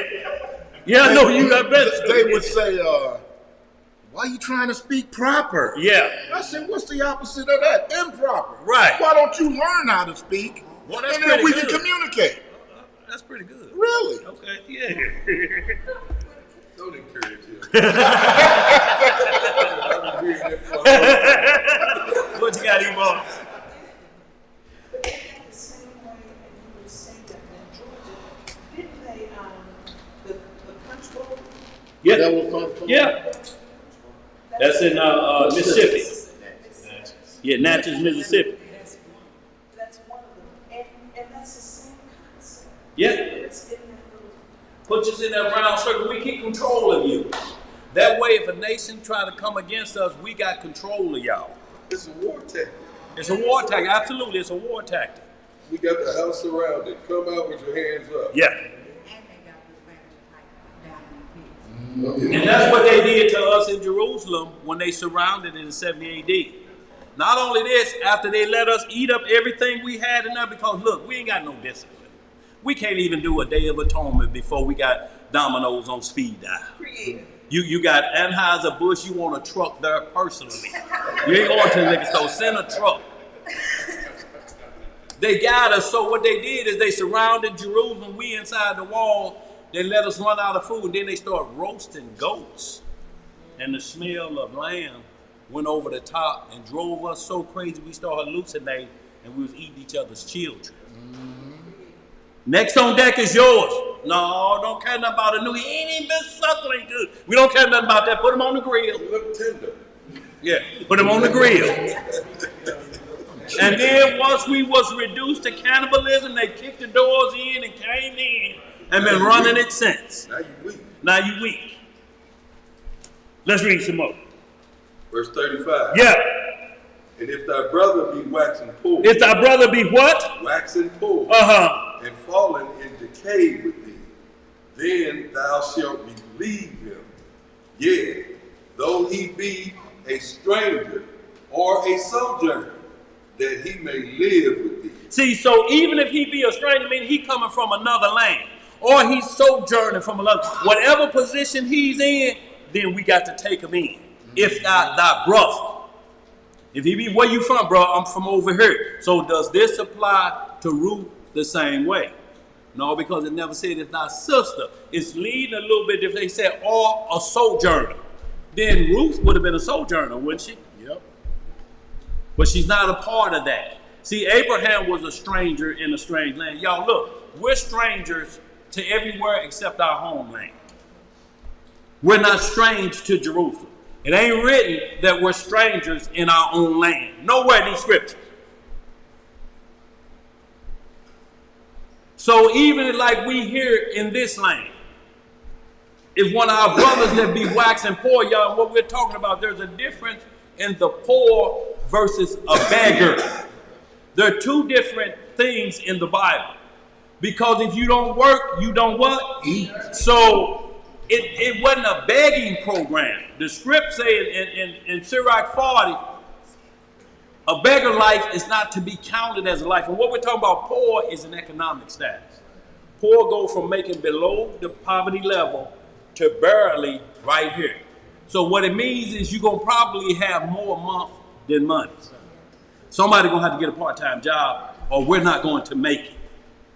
That Family Dollar check and working part-time at Luther's ice cream shop, we just can't make it. Or we got to cut something out. Something got to. Look, Luther ain't got all the flavors. He's short. Right. He mixing stuff and what I'm over just here trying to make up something. Making up flavors. But making up flavors. Peanut butter, Yeah, banana, yeah. and all. Jack Daniels vanilla. You like, wait a minute, you just so it's like family, y'all. Where we at? Verse 36. Yeah. Take down no usury of him. Take no what? Usury of him. That means if I give you 20, I can't ask you to give me 30 back. Go ahead. Correlate the difference between the beggar and the poor. Okay, we'll go back to real quick. Sirach 40. Real quick. And because look, and then we're going to hit a few scriptures about poor so we understand. Poor means no matter what your economic status is, you still have to contribute. But the Most High say, I'm not going to put on you more than you can contribute. But I have to make sure you don't just keep your hand shaped like a cup all day. If you do that, that's going to be a problem. Every time you can't get your hand won't straighten out the shape. It just stays like this because you're looking for something to go inside it. Clink up. Go ahead, what you got, Tom? Ecclesiastes chapter 35, verse 28. My son, lead not a beggar's life. Lead what, not a what? A beggar's life. What are you reading from? Ecclesiastes chapter 35, no, chapter 40, verse 28. That's where we were going to go.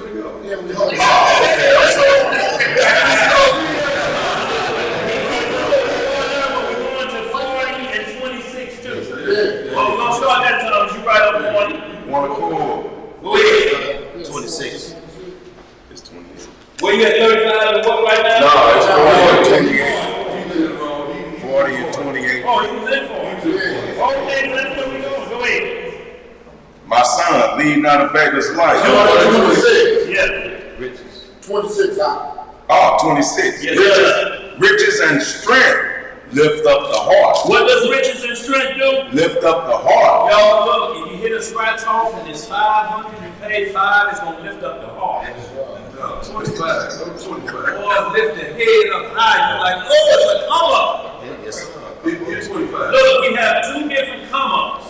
If we find a wallet with money in it and there's no ID, that's a blessing from the Lord.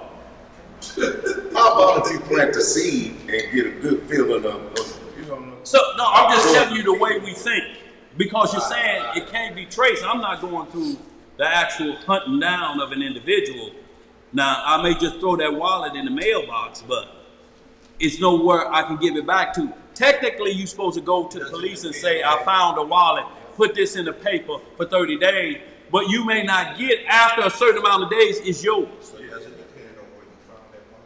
What, does it depend on where you found it? Yes, Could sir. be, where you find it. In my pocket. No, I can't found that. Or nobody else's house.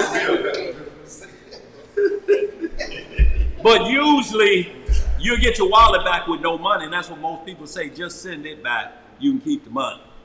But when you're in the ghetto and poor, it kind of alters the rules a bit. Lord have mercy, you done look down on this servant. And ain't no ID in here, and these are 5 big heads. Look, you ain't gonna even worry about looking in the wallet. I'm not gonna look in that secret compartment because it may be some identification there. Pull the greenbacks out. Boy, look here, throw it away.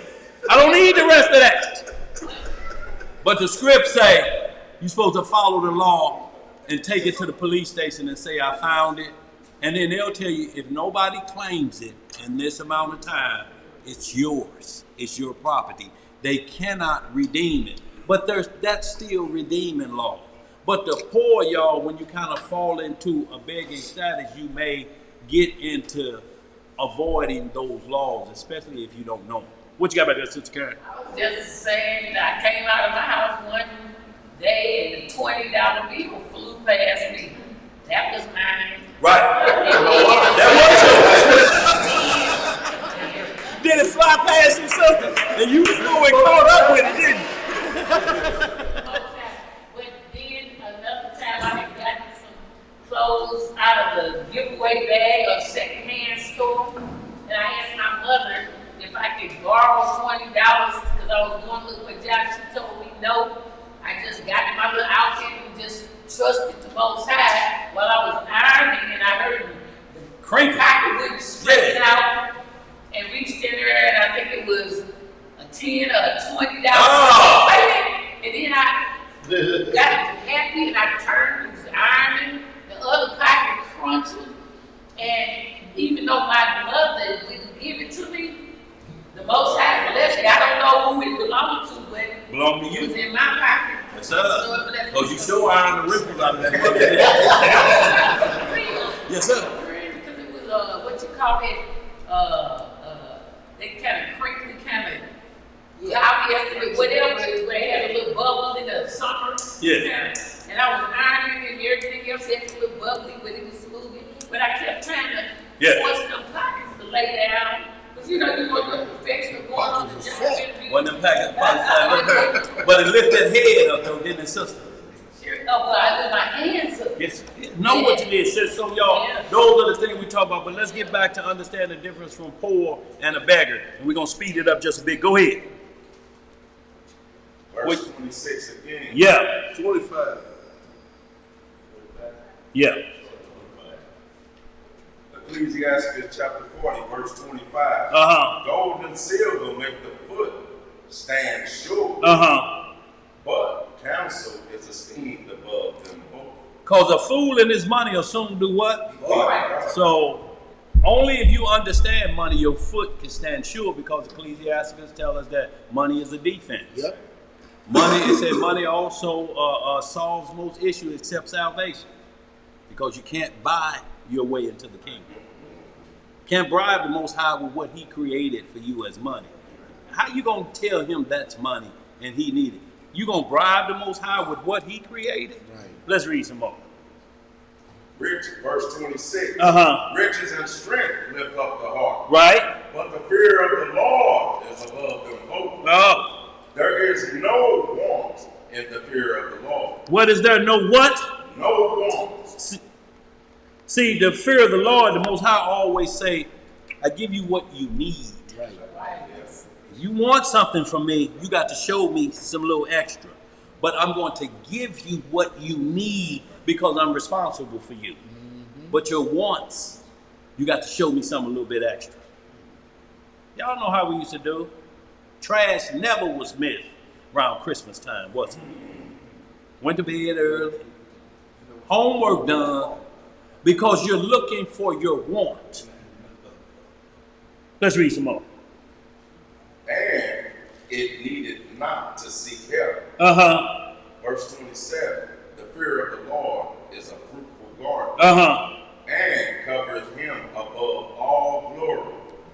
Verse 28. Yeah. My son, lead not a beggar's life. Lead not a what? Beggar's life. So there's a life like that the Most High say don't lead that kind of life. Go ahead. For better it is to die than to beg. So better it is to do what? Die than to beg.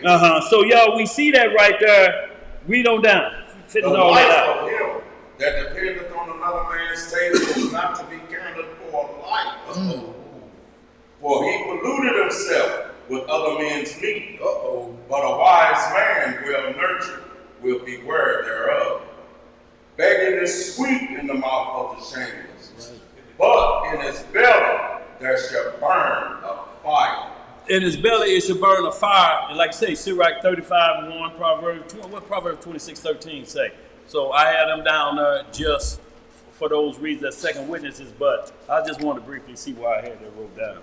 I'm pretty sure I put it down as a second witness. But y'all, this is what it's talking about. So poor is an economic status. Poor range from barely getting your bills paid till you may have a few dollars left, but we may have to split that Happy Meal. All of us, all you children. You get the toy, you get 10 of them fried, you get 10. You're on a poor level. Then you got middle class. They're able to do a little bit better. They can get cable.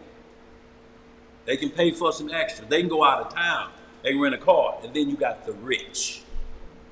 But the Most High say, it's a fee everybody pays the same fee. Even the rich on certain situations, because I am not going to tax them more because they may have done the right thing. You may be in a poor status because you won't do right. You done use up all your vacation time. So now your check short. That make you poor. You still going to work. You know what I'm saying? You're mad at the boss and you say, I'm going to fix him. I ain't going to go in Thursday and Friday.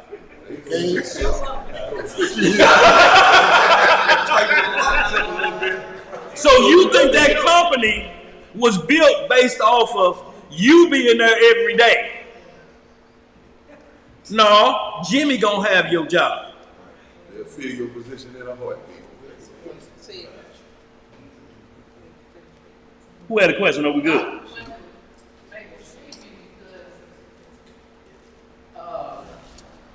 A poor person might work for little and can't accomplish much, but a beggar wants what whoever is working works for and wants them to give it to them.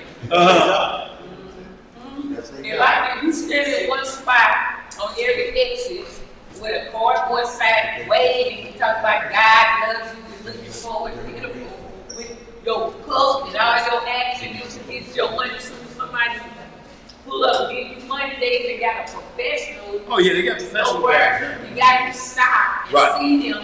Right. But I said if I stand in one spot for 20, get $1 from 20 people passing in 1 hour, I'd have made $20 an hour standing in one spot, holding the cardboard sign with a facade of God and a fake smile. Yeah. And then right at the exit, you got the convenience store where you go in, hoop, shave, and shower in the bathroom, buy your drugs or cigarettes, and go and take your lunch break, then go back to work. Yeah. So but look, that like I say, it's not a life because it's all what you go through. And then it said it's shameful in the mouth of because they've lost their shame for work. And like I say, I'm not talking about a bad situation, but they have programs for the poor. You may have to ask, but look, if you know the work, yeah, people. Be on the exit where you talking about over there in West Florida, they got so many doggone signs, we're hiring, we'll pay you after you get through for work, and the people are still standing there, where I say, point to the sign. That's too much work. they don't want to work. You have to understand, that's too much work when they say we got to have to work and give them your money that you work. That's the only work they doing, working this hand and twisting it like this. So you have to understand what the Most High is saying. He's not saying don't look at him as an individual. He's saying that's just not a life to live because you have to be sure if you count on me, I may be short this week. Right. And in the beginning, he told Adam because of sin, from now on, man has to work by the spirit of his brother. That's it. And that's why I said it's not a life because you can't negate that or try to get around with it. Shalom, Elder Judah. Shalom, Mike. So we have to be careful, y'all, when we're talking about this. There's a fine line between that and you finding yourself in a bad position. But look, poor man gonna always ask, how can I make the money? Right. See, when we were coming up, ma'am, may I take your groceries to your car?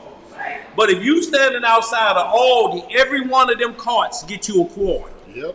If you say, ma'am, if you don't trust me, all I'm asking you is can I bring the cart back and plug it in? Four of them, that's $1. At the White Castle, they used to offer to wash the windshields. Oh, no, ain't none of that no more. That ain't nothing. No, that'll be like, wait a minute, they'll throw $1 back at you. I got kids at home. Let's read some more, y'all. Let's get caught up. We run out of time. I want to get through this, y'all. Where we at? Did we finish that Sirach? We got that, didn't we? Yep. Okay. Let's get right back to it. We finished the law of Leviticus 25. No, I was on 37. 37, we go 30. Okay, then I just want you to, once you reach 38, jump to verse 47. Read 36 again. And then I want to give the laws of the poor, y'all, so we understand, y'all. And look, it says your brother, this only deal, you can't charge him you. If you loan him $20, That's all you should require back. You can't say, I'm going to give you 20, give me 30 back. Now look here. When the crack epidemic hit, that's what people was doing. No, nigga, that's you. I know what you're going to do with it. I want my $40 back. He's borrowing 20 now. What are you going to think if he got 40 in his hand? Do you think he's going to be thinking about you first? Better be with him when he can. You got to be with him when he can. Where we at? Leviticus chapter 25, verse 36. Yeah. Take thou no usury of him or increase. For what? Or increase. Uh-huh. But fear thy power, that thy brother may live with thee. Thou shalt not give him thy money upon you, nor lend him thy victuals for increase. See, and it's not saying that he's supposed to pay back. So it never said that he can just live with you and you give him stuff. It says you just can't charge usury. Well, if it's usury, that means money's coming back, don't it? Exactly. It just can't come back with interest to your brother. Let's read some more. Verse 38. Yeah. I am the Most High your power, which brought you forth out of the land of Egypt, to give you the land of Canaan, and to be your power. So if you don't understand what Abraham about the 430 years, this lists Canaan and Egypt. The first 215 is up in Canaan. The last 215 is down in Egypt.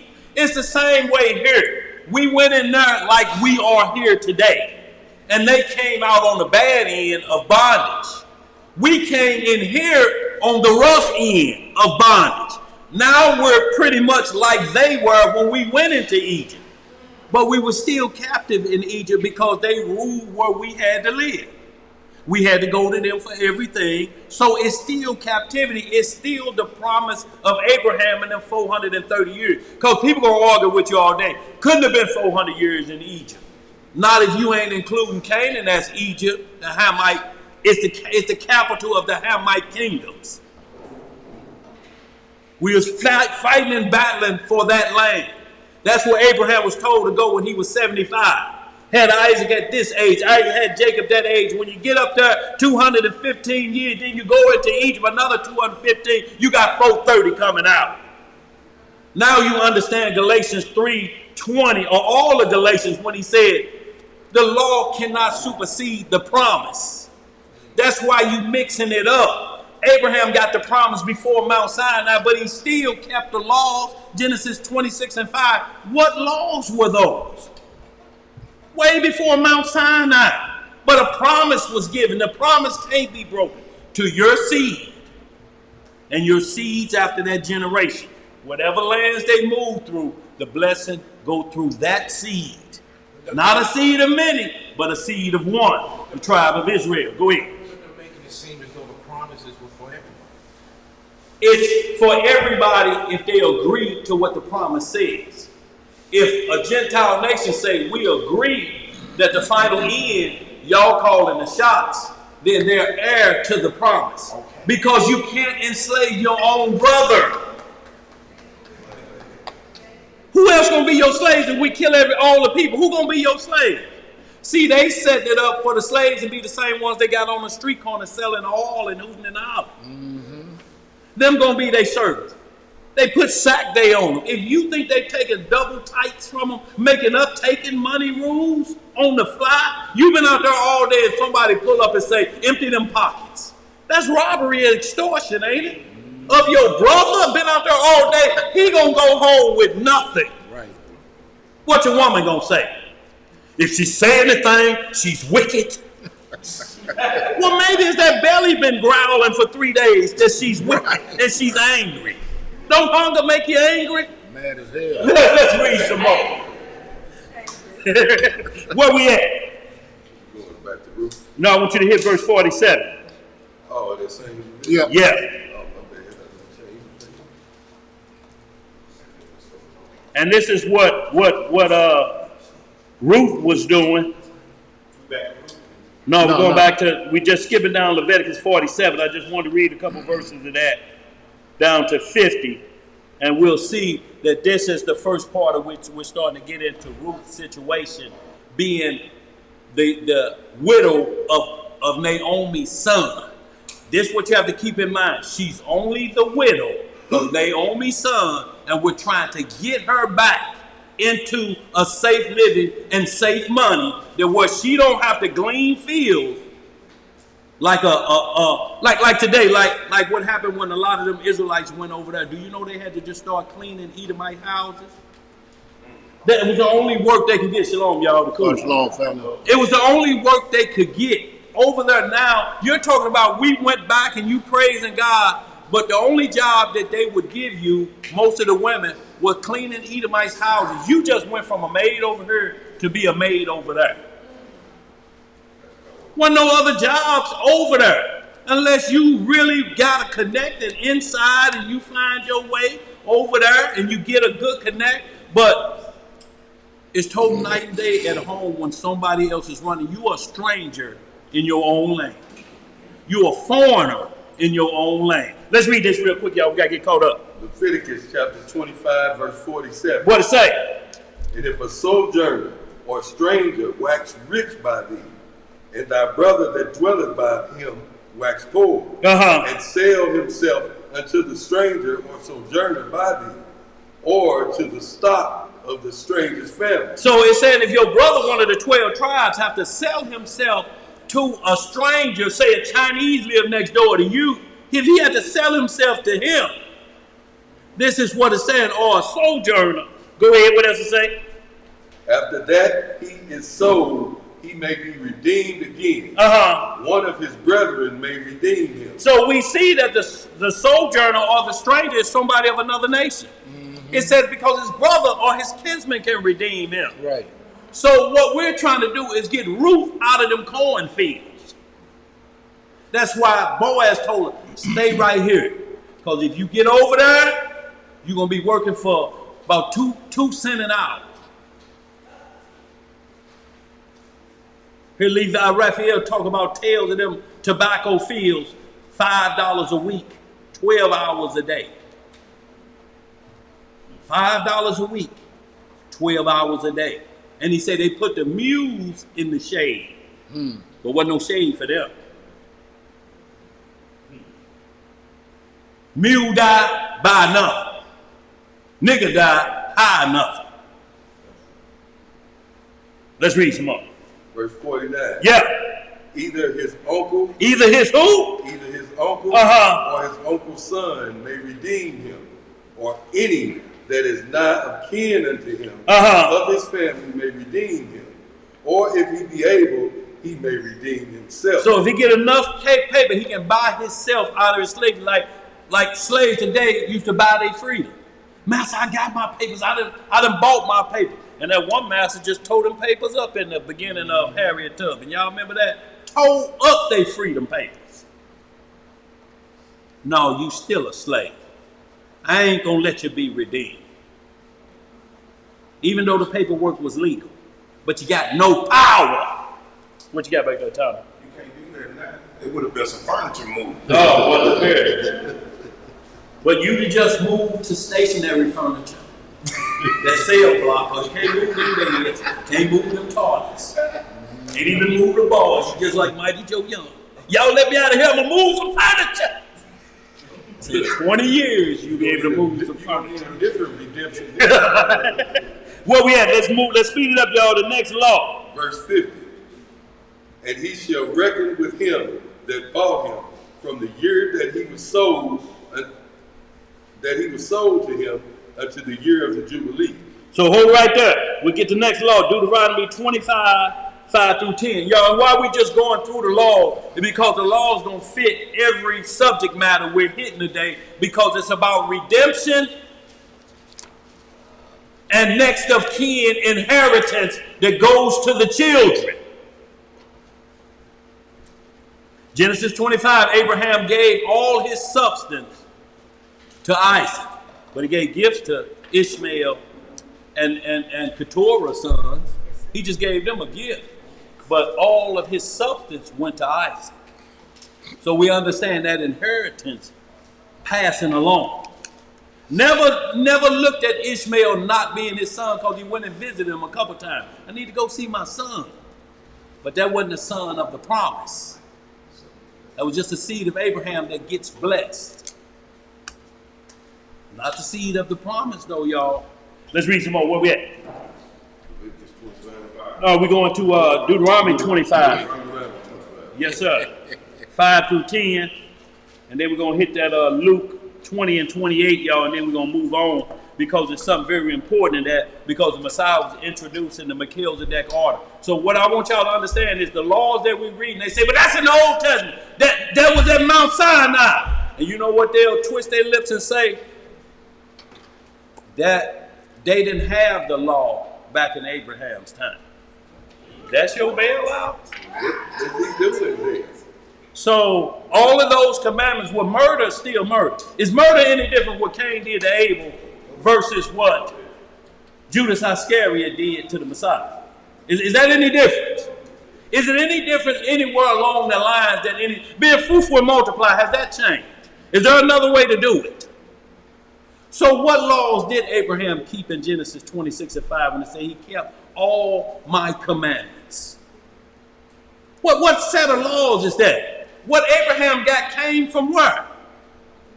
So that's why when you get into Hebrews 7, that's why I say it was a change in priesthood, not the law.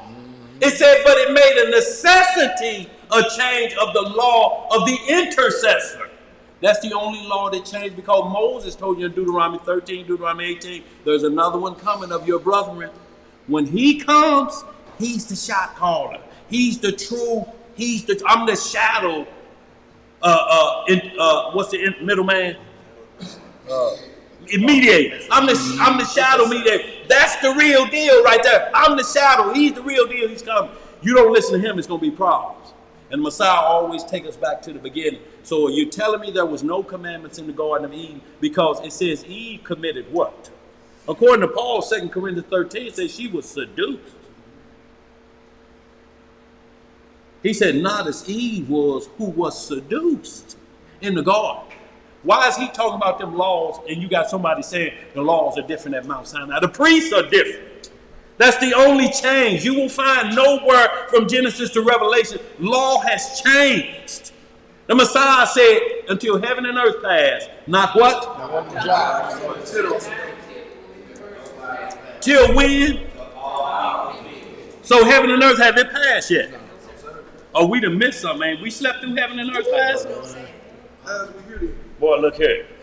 Where we at? Let's speed it up, y'all. Who got a question? Go ahead, sis. Right quick, because the representation for a man and a woman in marriage represents the bridegroom, who is Christ, married to the church. Absolutely. And if in a marriage vow, you take I'll take in sickness and health, but right. Death do report to Richard before, I'm going to change that and add this, then no means that you can't, if you don't have a complete covenant between your husband and wife, if you change or alter, how much more are you breaking a covenant that you don't have a whole commitment? Right. If you break your covenant with the bridegroom and the church, decide, well, I can obey the other 9 and then fourth commandment. That's a problem for me. I worship every day I want to, and on Sunday instead of the day of his resurrection. When if you break one of the least, you can break them all. Well, and look, and what that also means, you're breaking everything concerning that particular law. Because if you go pick up sticks on the Sabbath, you're not breaking adultery laws, or you're not breaking fornication, you're not breaking, not honoring your father and your mother. Laws have 4 sides to them. Each law. So when you break that one law at one point, you've broken it completely and you get to go home. We can't charge you with the 2nd degree, we can't charge the 3rd degree because the prosecutors came in wrong. If they charge you with capital murder and they planted evidence, they can't then get you to say, well, he was still there. They're like, we don't care about that. The whole case is dismissed. Because y'all broke the whole law. We can't even go to the 2nd stage because y'all planted evidence. The whole law is done away with. You can't use none of it. You can't go back. So that's what he means. And now we are all sinners. But this sin is not that sin, and he don't charge you one and all and say, because then we'll opt out and say, well, everybody's guilty then. Because I can't be guilty of that crime, and if I'm not doing it, he said you're guilty of that law. We just don't understand there's 4 sides to each law. Male, female, rich, poor, free and bond, Jew or Gentile. The laws play themselves for every situation you may find yourself in. For if you're a stranger, it's going to work that way. If you like this, it's going to work that way for you throughout. It's no situation you can find yourself in that one particular law, you can say, that law ain't never walked in my shoe. That law walked in every situation of mankind on this earth. All 4 sides of it. Like I say, be fruitful and multiply. You must give your first inheritance to your son. If you ain't got no son, what we got to do about that law? You can't make up no law. You can't say, well, I will put her in a beard and I'll change her DNA to X. I'll write an X and say she's now a man so I don't violate that law. Now you just violated the whole thing now. You understand what I'm saying, sis? So now the whole thing is violated because you try to circumvent what it said instead of following it so you keep the law because it was broke. Let's read some more, y'all. We got to get going. Where we at? Deuteronomy chapter 25, verse 5. What it say?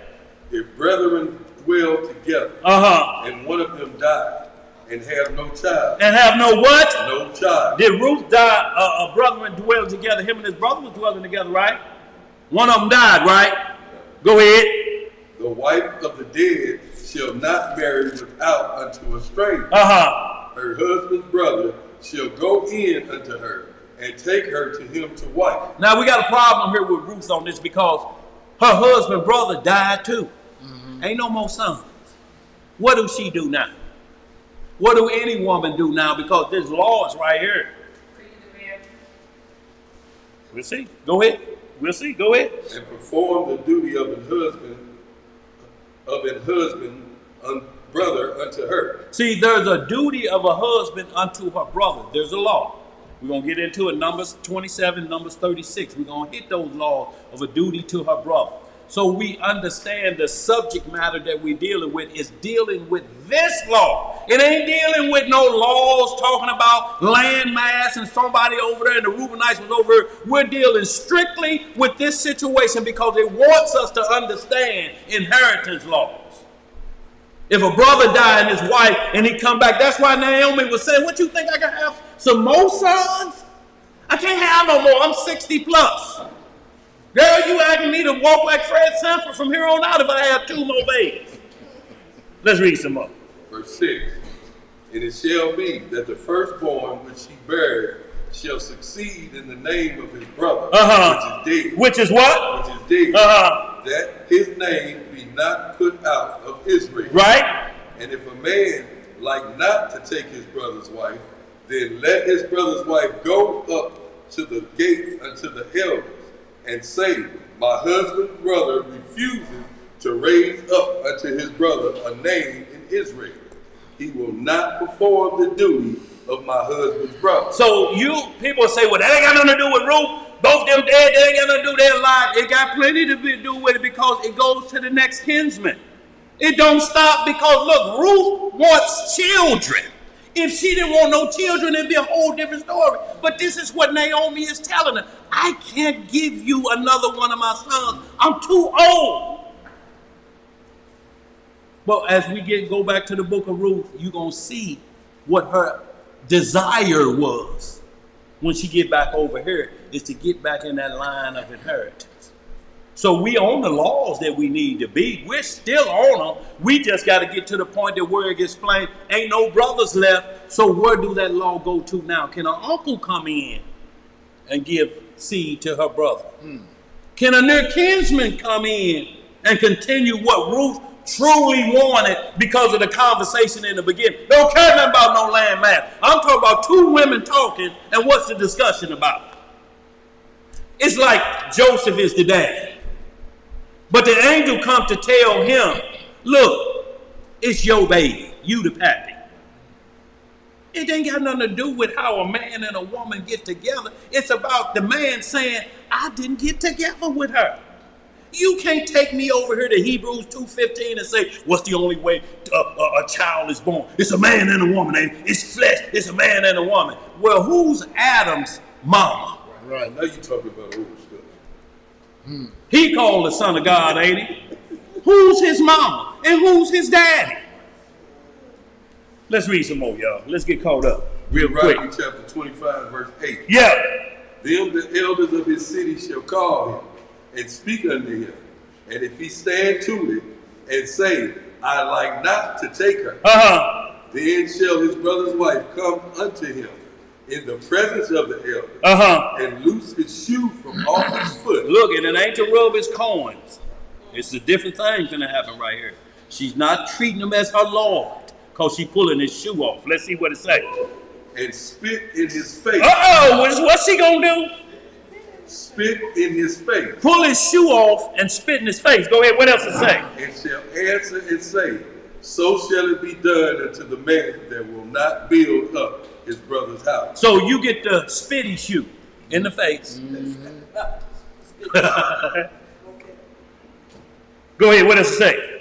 And his name shall be called in Israel, the house of him that has his shoe loose. So right here that say, but that has nothing to do with redeeming, but we've been through redeeming already. We've been through her in the field. Who can take her? So it's covering both sides because of Leviticus 25, when we started at verse 1 down through verse 50, it covers that part of if they get poor and they have to be redeemed. She was poor.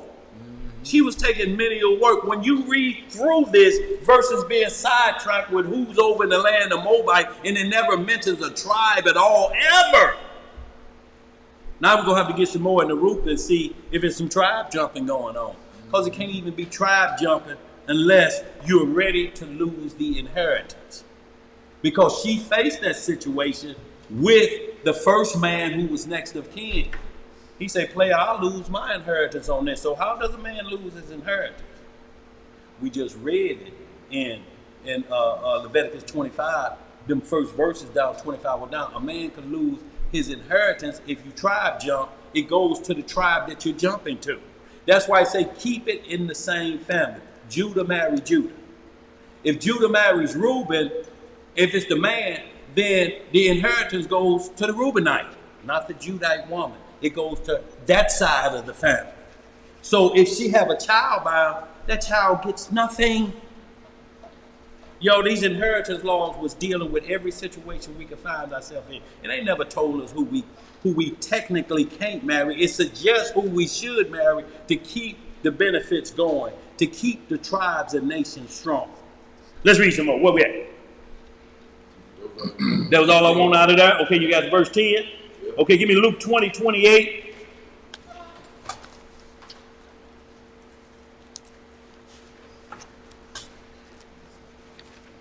Because they asked the question from a different perspective.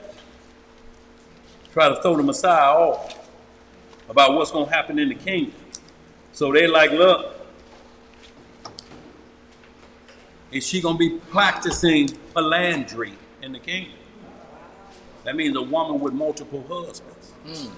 Will she practice that? Will it be like Oprah Winfrey when them two men was talking about Suge Avery? You had it your way. And I had a mine. And have a drink with me. No, it ain't going to be that in the kingdom.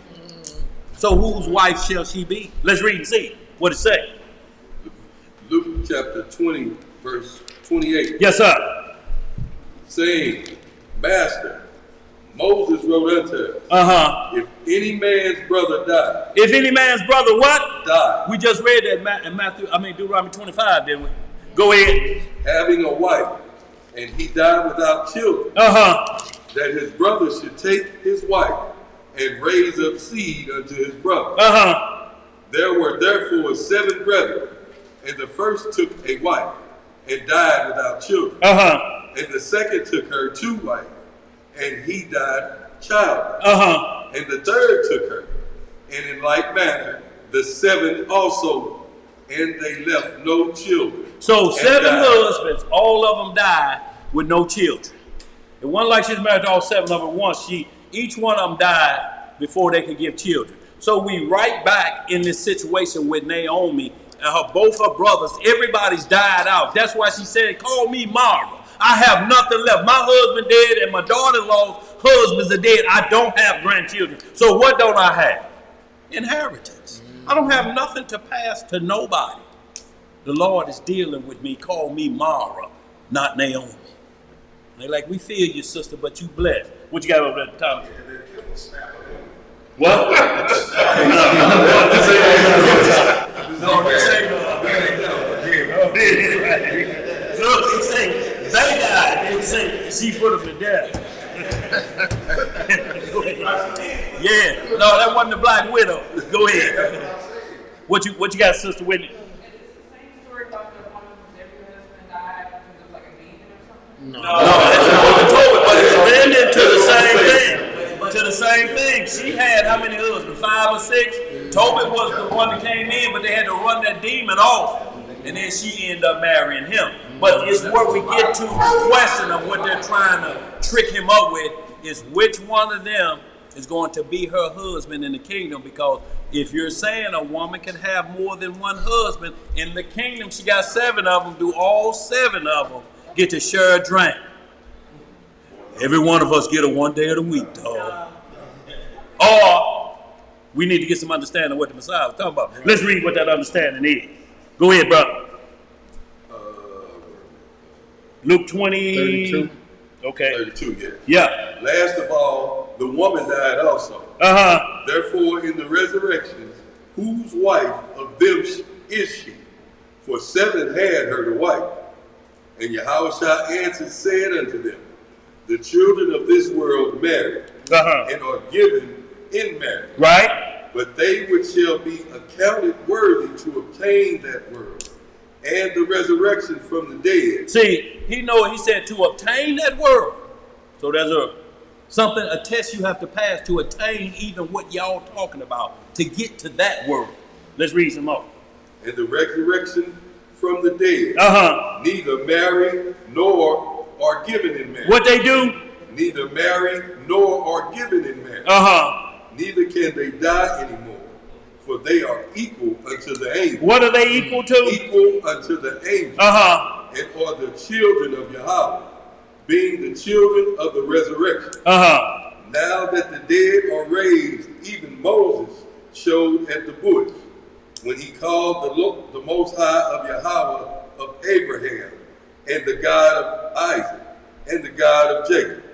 For he is not a power of the dead, but of the living, for all live unto him.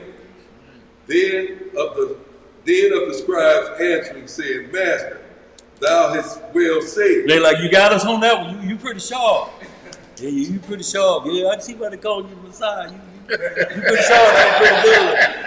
Ain't no marriage in the resurrection. You know why? Because you're called sister and brother. They'll just be her brothers in the kingdom. They will never be looked at like her former husband. You cannot marry anymore, so that's what it'll be. Sister and brother. That's why Abraham, them, as you get older in age, men and women stop calling each other by their name. They start calling each other brother and sister. Brother, hey brother, sister. Sister, brother. You be like, well, ain't that? Look, Lot, Abraham called Lot his brother. But what was Lot technically? His nephew. Look, everybody called Mordecai Esther's uncle. But what was he? He was big cousin. He was a cousin. He was old enough to be an uncle, Right. but he's just an older cousin. Let's read some more. Down to, yeah.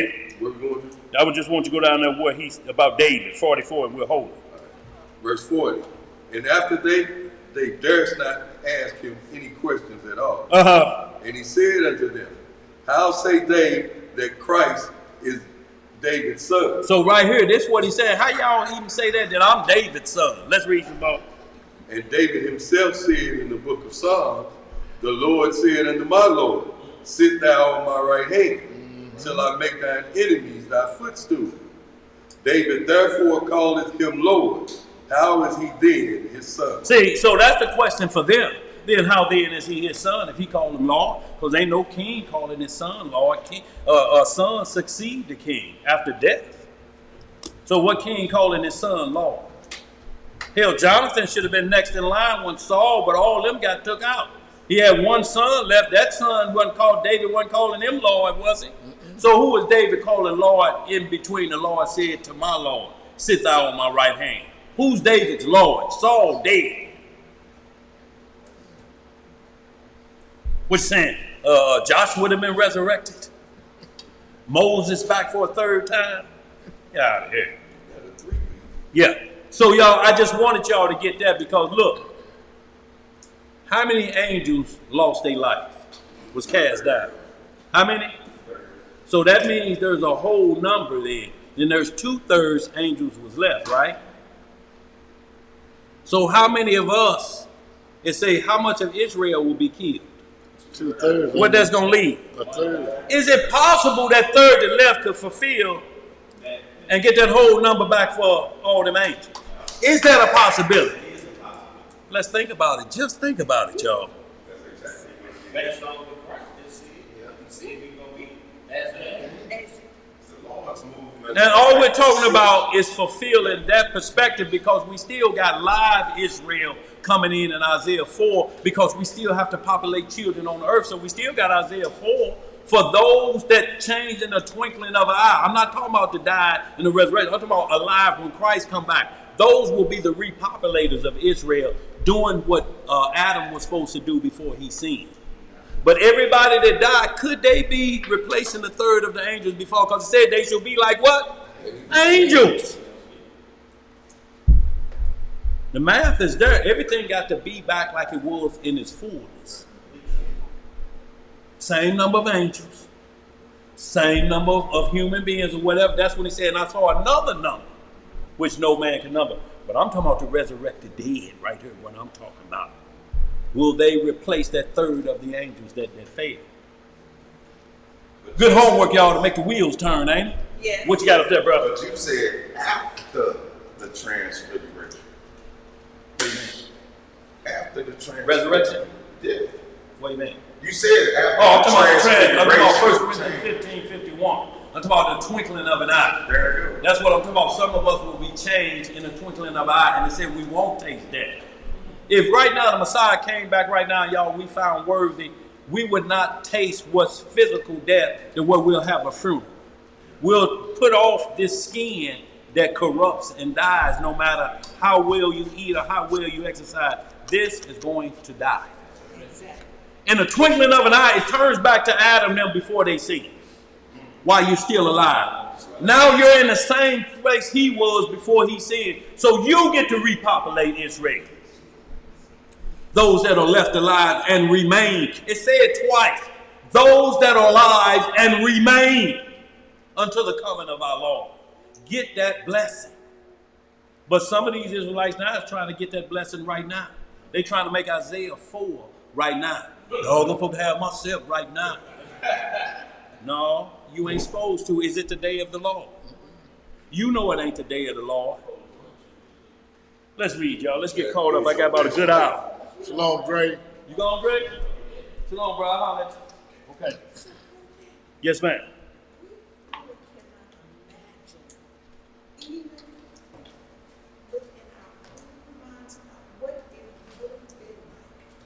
To be born in righteousness. To be born in, I mean, where you don't even know sin, where you don't even know all the things. Wouldn't that be wonderful, Iman? You know what I'm saying? I'm just saying. I know Iman. That's what I'm saying. But look, he said, I want y'all to practice that on y'all feast days. I want y'all to feel like that where you know that feeling. Y'all, that's why it says Isaiah 58, our feast days can't be filled with strife and debate. It has to be like how you're picturing yourself in the kingdom, because these same feast days will be done in the kingdom. They came from on high. So that's what we're trying to practice. Can we live with each other? And he say 7 days, 3 days do this one. 1 day do this. Y'all, we can't last a weekend. Have us look here, look who come. Look at this mother. Look at this one beer bringing mother. at the feast day. Y'all, they supposed to be like that. We're supposed to be practicing for that. Like, here come this nigga. Look here. I want the Messiah know this nigga only got one healing. They go check with the Messiah. No, it can't be that. I mean, he didn't even know Eve like that. No, he never got a chance to know her period. That's why Paul in 2 Corinthians 11, 1 through 4 say, I'd rather have done you as a chaste virgin like Eve was supposed to do without seduction. And that's what we're talking about, a seduction-free marriage zone. You know why it'd be seduction-free? Because Satan's going to be locked up for 1,000 years. Some people teach preterism tomorrow. That time is already over. We done been through that. Well, if Satan locked up, hell, I sure don't want him let loose. Because if he killing like this and locked up, he got some power from the penitentiary, don't he? So when he get out, we through, ain't we? If he causing hell on earth like this now, what are we going to do when he get turned loose? So that doctrine don't work, y'all. Let's get it, y'all. Don't get caught up. Where we at? We back to Ruth, y'all. Now, I tell you what, let me get these couple poor scriptures because I mentioned them. Real quick, y'all, they one liner. Exodus 30:15. So we understand economic status when it talks about the poor. He said, the poor you have with you always. Y'all, we always got somebody under the A-ball. Y'all, that's why when we do feast day, we got Pentecost coming up, Holy Pentecost. You know, 7 Sabbaths and a day after the Passover. That's coming up June the sundown, technically June the 4th, which is the 7th day. But Sunday, that June the 5th, we will be partaking in the Feast of Pentecost. Y'all know we do it. Anybody out visiting St. Louis, y'all know how to get in contact with us. But for our family, Sister Naomi, House of Boaz, send that info out so that we'll get a clear understanding about that. We'll go over the lesson that Sabbath prior to the Feast of Pentecost. Y'all, and we keep with these holy days, y'all, so it draw us together. Y'all, practice make what? Perfect. What you got back there, Sister Whitney? We gotta like really be careful this weekend. Like, you know, they got that free Nicholas St. Louis coming up. Yeah. I'm like, I'm weekend is home. Well, look, watch free every day of his life. Look, and he still kept the law. So look, you have to condition your mind to what you see and just shake your head and say, Lord, have mercy. You know, do not so wickedly, brethren. But look, evil won't come near you if you keep in the law because it's a hedge around you. It's always going to be a hedge around us. Y'all, we hear about those things that's happening in those zones because what we doing, our mind and conscience telling us don't go down that way. Right. Yeah. Why you down that way at 2 o'clock in the morning, standing outside your car with your jewels on? You thought you hit a curve and you on Kings Highway and Coat Bridge. Coat Bridge and Martin Luther King up in that area, and you want to check your rims. That's where I see one of my kids. Boy, look here.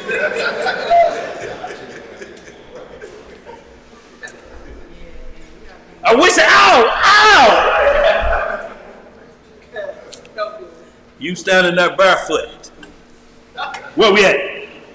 You want to go to that Exodus 30? Yes, sir. We're going to go 30:15 real quick. Then get me Leviticus 19:9. Exodus chapter 30, verse 15. We're going to Exodus 30:15. This is just what the Most High require for. And what we're talking about is our feast days, y'all. Look, prices are going through the roof, y'all, right? But look, what does that do for poor? They can't increase. What they are doing is decreasing. They may have had a rotisserie chicken once a week, but with the prices going up, now it's a half a rotisserie.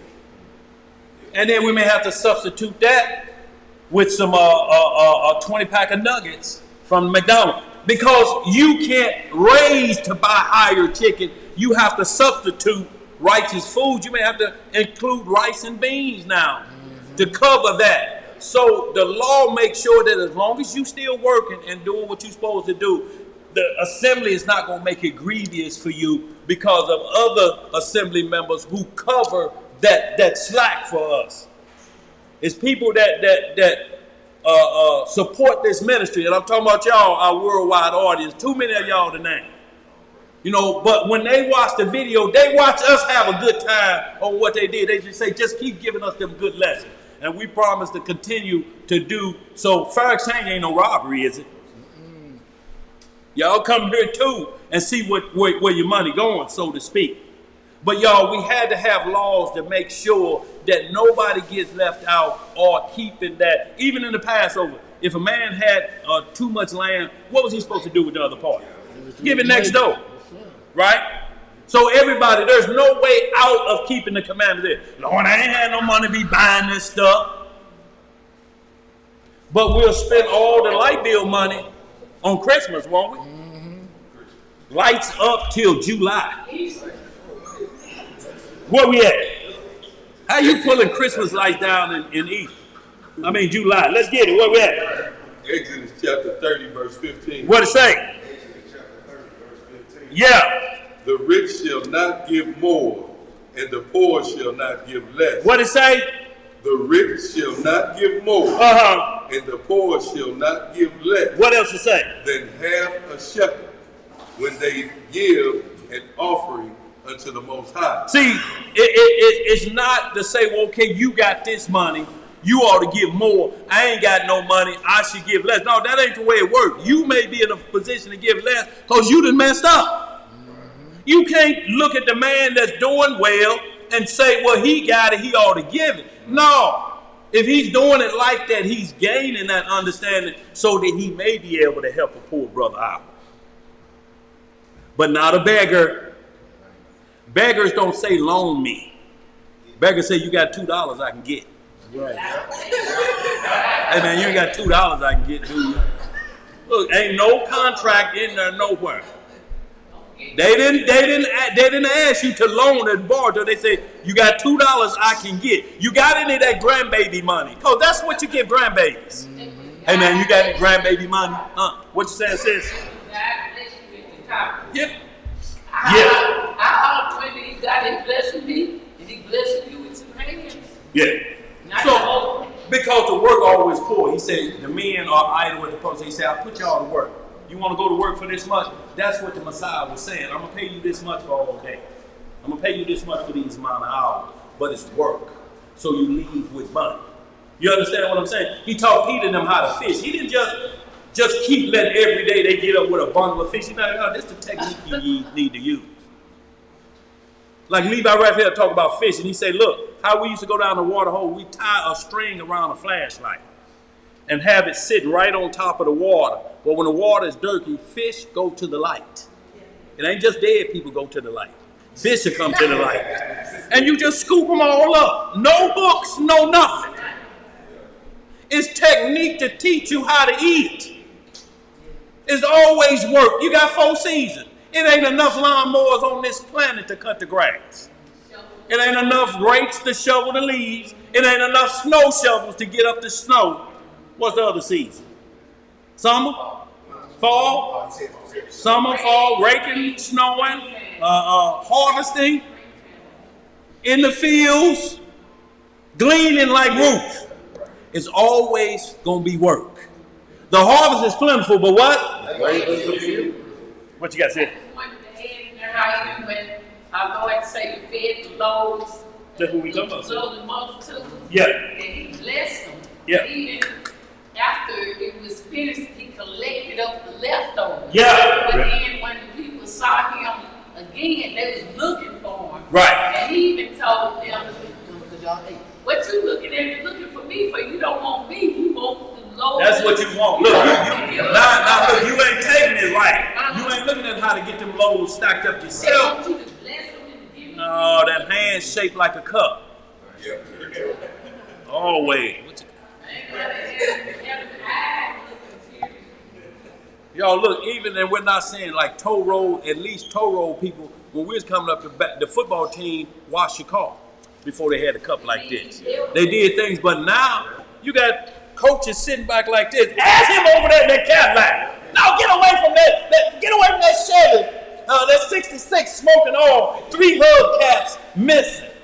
Get away from that. Go over to the Cadillac. That's what they're doing, just sitting back like this. watching them learn how to be beggars instead of workers. Let's read some more. Where we at, y'all? We got to get caught up. I got about 45 minutes, y'all, before we get out of here. Where we at? Verse 16. Yep. And thou, to make an atonement for your soul. Verse 15. Verse 16. And thou shalt take atonement money of the children of Israel, and shall appoint it for the service of the tabernacle of the congregation, that it may be a memorial unto the children of Israel before the Most High, to make an atonement for your soul. See, and that's what it's for, y'all, to make sure. That's why we can't forsake an assembly. We have to make sure we keep our feast days going. We keep things going, because you get by yourself, and then you got Negroes out here talking about you can't do a feast day in another land. Right. That means now it's 612 commandments. Because you just got rid of one, didn't you? How you going to say the Torah is complete and you just got rid of, I can't keep feast day in a strange land? Hell, the first 39 Passovers was in a strange land. What are you talking about? Where we at? Yeah. Give me Leviticus 19:9. Yes, ma'am.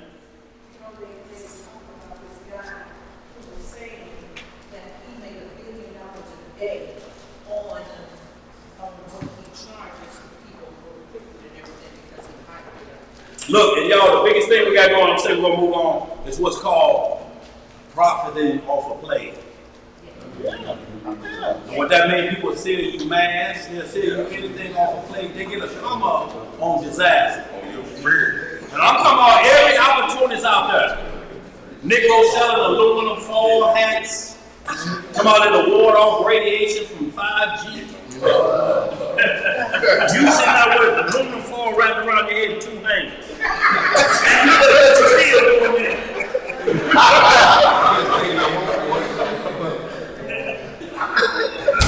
That's the problem. The aluminum foil or sell you a Christmas, but you still got this in your hand.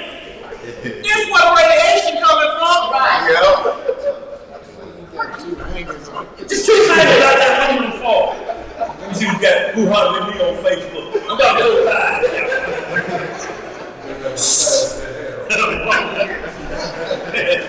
That's called a huckster. Yes. That's what the Bible calls a huckster. Huckster. Y'all look that up. It's a cheap opportunity. Usually warlocks are cheap opportunity. They lay around, learn to play, and then they make merchandise out of it. Yeah. Where we at? Yeah, 19:9. We're gonna hit this one line. We did hit 23:22, and we're gonna move away from that and we'll get right into tomorrow. No, we gotta get back into the group. Go ahead. Chapter 19, verse 9. What it say? And when you reap the harvest of your land, thou shalt not wholly reap the corners of the field, neither shalt thou gather the gleanings of thy heart. And thou shalt not glean thy vineyard, neither shalt thou gather every grape of the vineyard.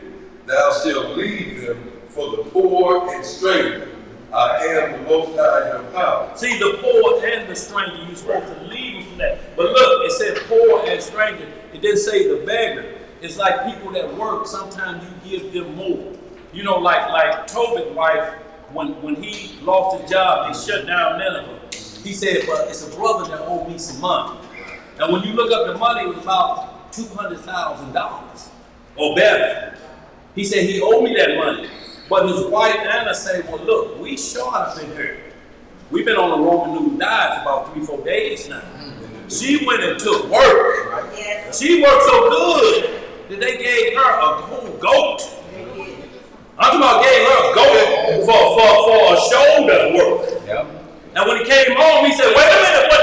Ain't no hanky-panky going on. How you get a whole goat for just cleaning the bathroom? She said, man, you got to be out your mind. Hey, you got that money that man owe you yet. Get the goat on the grill. Ain't no hanky-panky. He likes the way I work. You taught me that.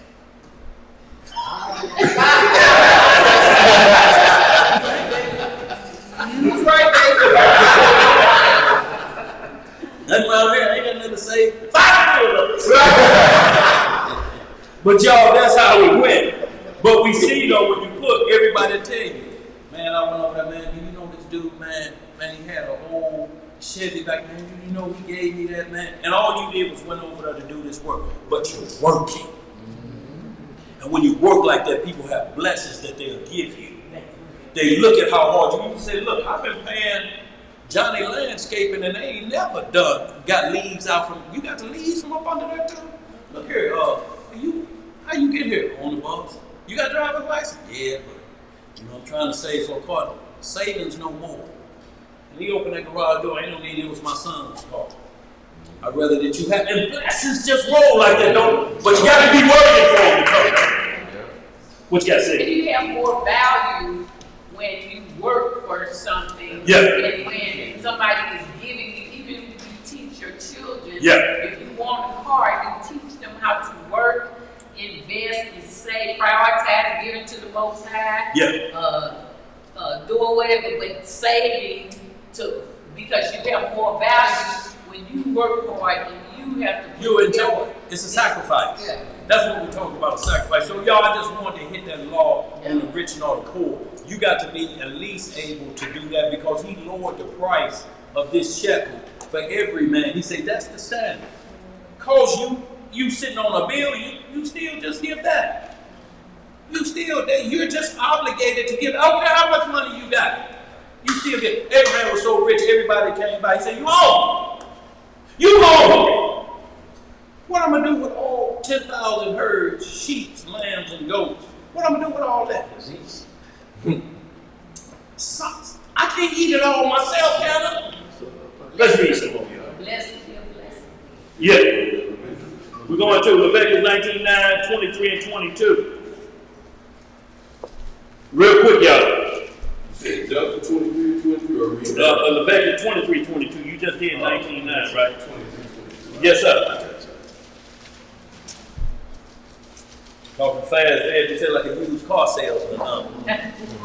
Got steel built radios on it. Radio works on Thursdays. Sunroof closes on Fridays. It's a great deal, I'm telling you.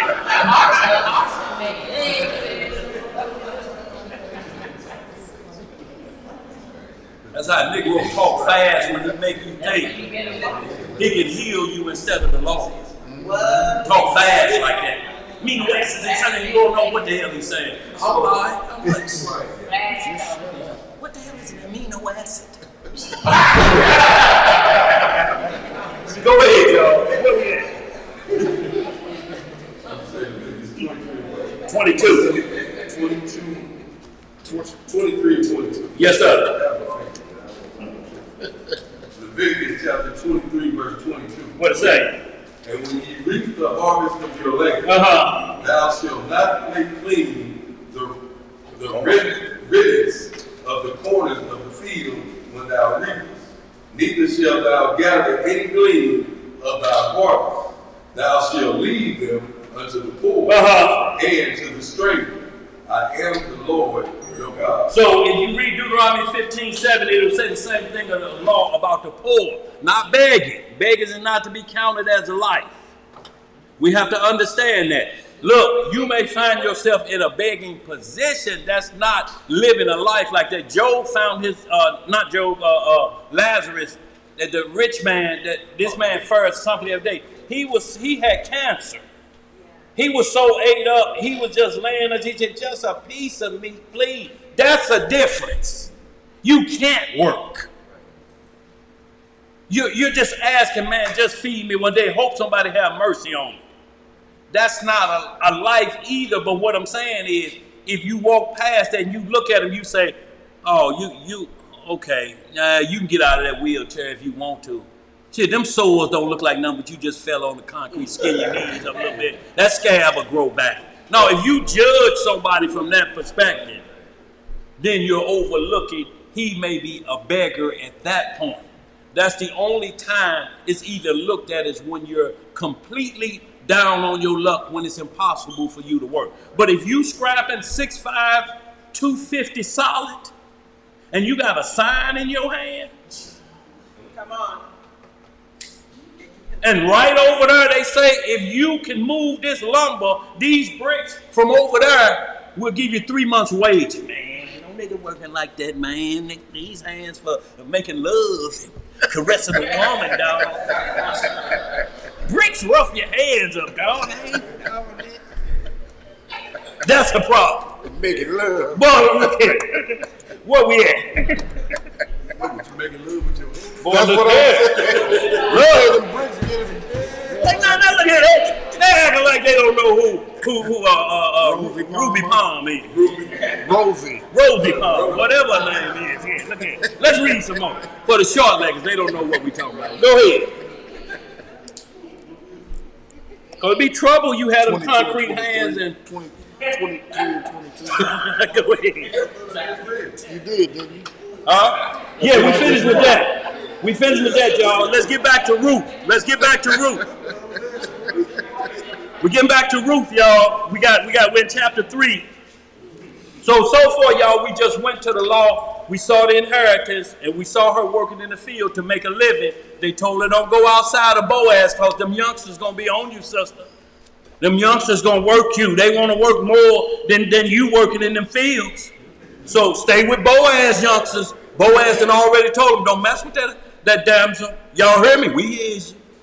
And don't let her go over there and do no work. Keep her right here on my property. What you got to say? He's saying, and I always love the book of Ruth because the rich man spotted Ruth when she had her work clothes on, doing something for somebody else that she didn't have to do. Right. And when he discovered who she was, then Naomi told her to go lay at his feet, not lay with him. Look, we right here right now, sir. Because she worked, and he seen what he wanted before she realized. When women when they go a man looking at them, they go put the I'm gonna get you something, the lips, fingertips, the hair. That come give a look. Come off, the hair closed doors, and then the man started bagging towards the door. Right. And he saw what type of good-hearted woman, and that's how he knew the type of white men are visual creatures. He saw the emotion in the woman that she was laboring, taking up scraps to help somebody. Absolutely, but what he saw before that was the law, and it's about inheritance, because he couldn't make a move before that. And that's what we want to get down to, is this was an inheritance situation for land, as well as for the wife to bear children, to give a name to Naomi's dead son. Let's get it, y'all. Chapter 3, we in. All right, we're in the book of Ruth, chapter 3 and verse 1. What it say? Then Naomi, her mother-in-law, said unto her, My daughter, shall I not seek rest for thee, that it may be well with thee? And now is not Boaz of our kindred? Who is Boaz of our what? Our kindred, with whose maidens thou wast? Behold, he winnoweth barley tonight in the threshing floor. Wash thyself therefore. Do what? Wash thyself therefore. Go in there, don't be smelling like you've been working in a pigsty. Can't be musty up under the armpits and other areas. Right. What'd he say, do? Wash thyself therefore, and anoint thee. Put some afro sheen in your hair. Don't just go up in there. Dress yourself up nice. Go ahead. And put thy raiment upon thee, and get thee down to the floor. But make not thyself known unto the man until he shall have done eating and drinking. And it shall be when he lieth down that thou shalt mark the place where he shall lie, and thou shalt go in and uncover his feet and lay thee down, and he will tell thee what thou shalt do. Right. And she said unto her, All that thou sayest unto me, I will do. And she went down unto the floor and did according to all that her mother-in-law bade her. And when Boaz had eaten and drunk, and his heart was merry, he went to lie down at the end of the heap of corn. And she came softly. What she come? She came softly and uncovered his feet. See, it wasn't no holler, wardrobe, get up. No, it wasn't none of that. She come softly. Let's read some more. and uncovered his feet, Right? and laid her down. And it came to pass at midnight that the man was afraid, and turned himself, and behold, a woman lay at his feet. And he said, Who art thou? And she answered, I am Ruth, thine handmaid.